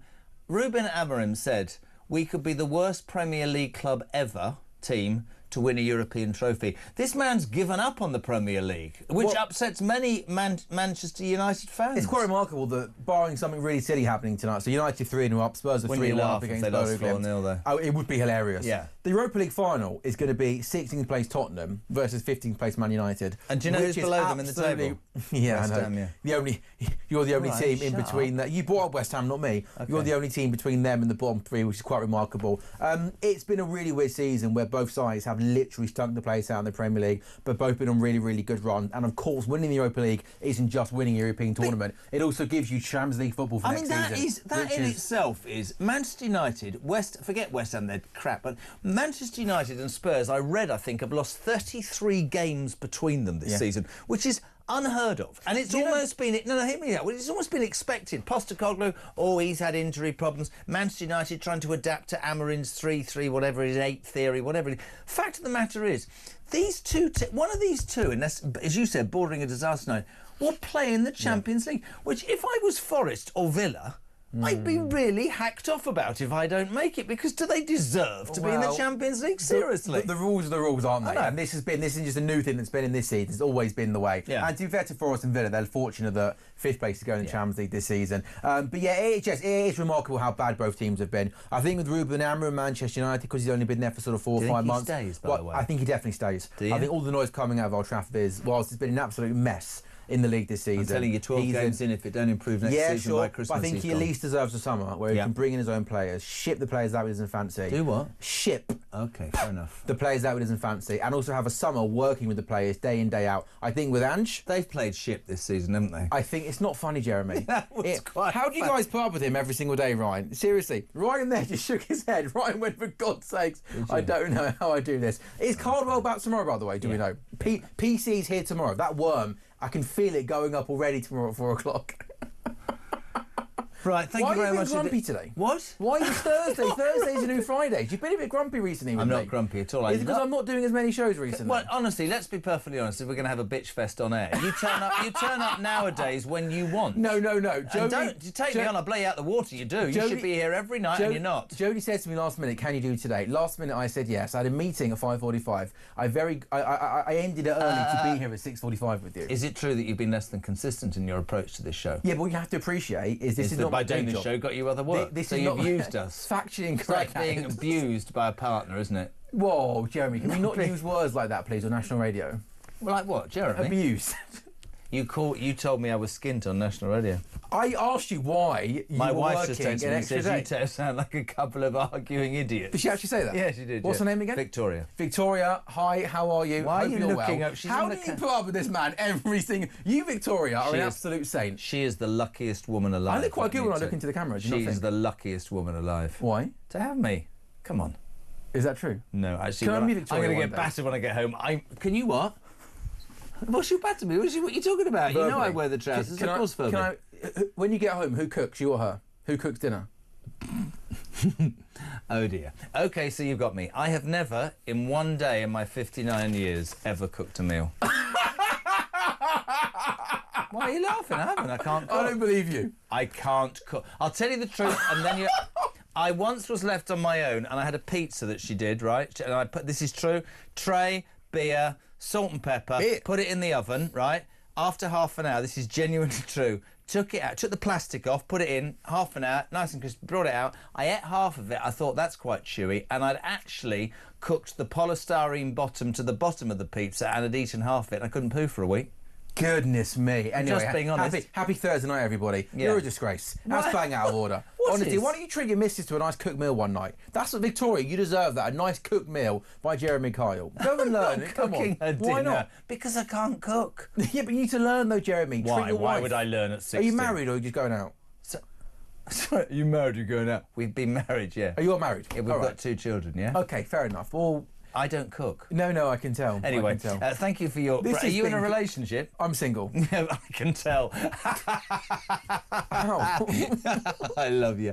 Listen, good luck to Spurs and Man United tonight, but I'm with you. You get into the Champions League. Chelsea also playing in the Conference League tonight against Djurgården. I don't know. What a useless competition, except when West Ham... You literally want it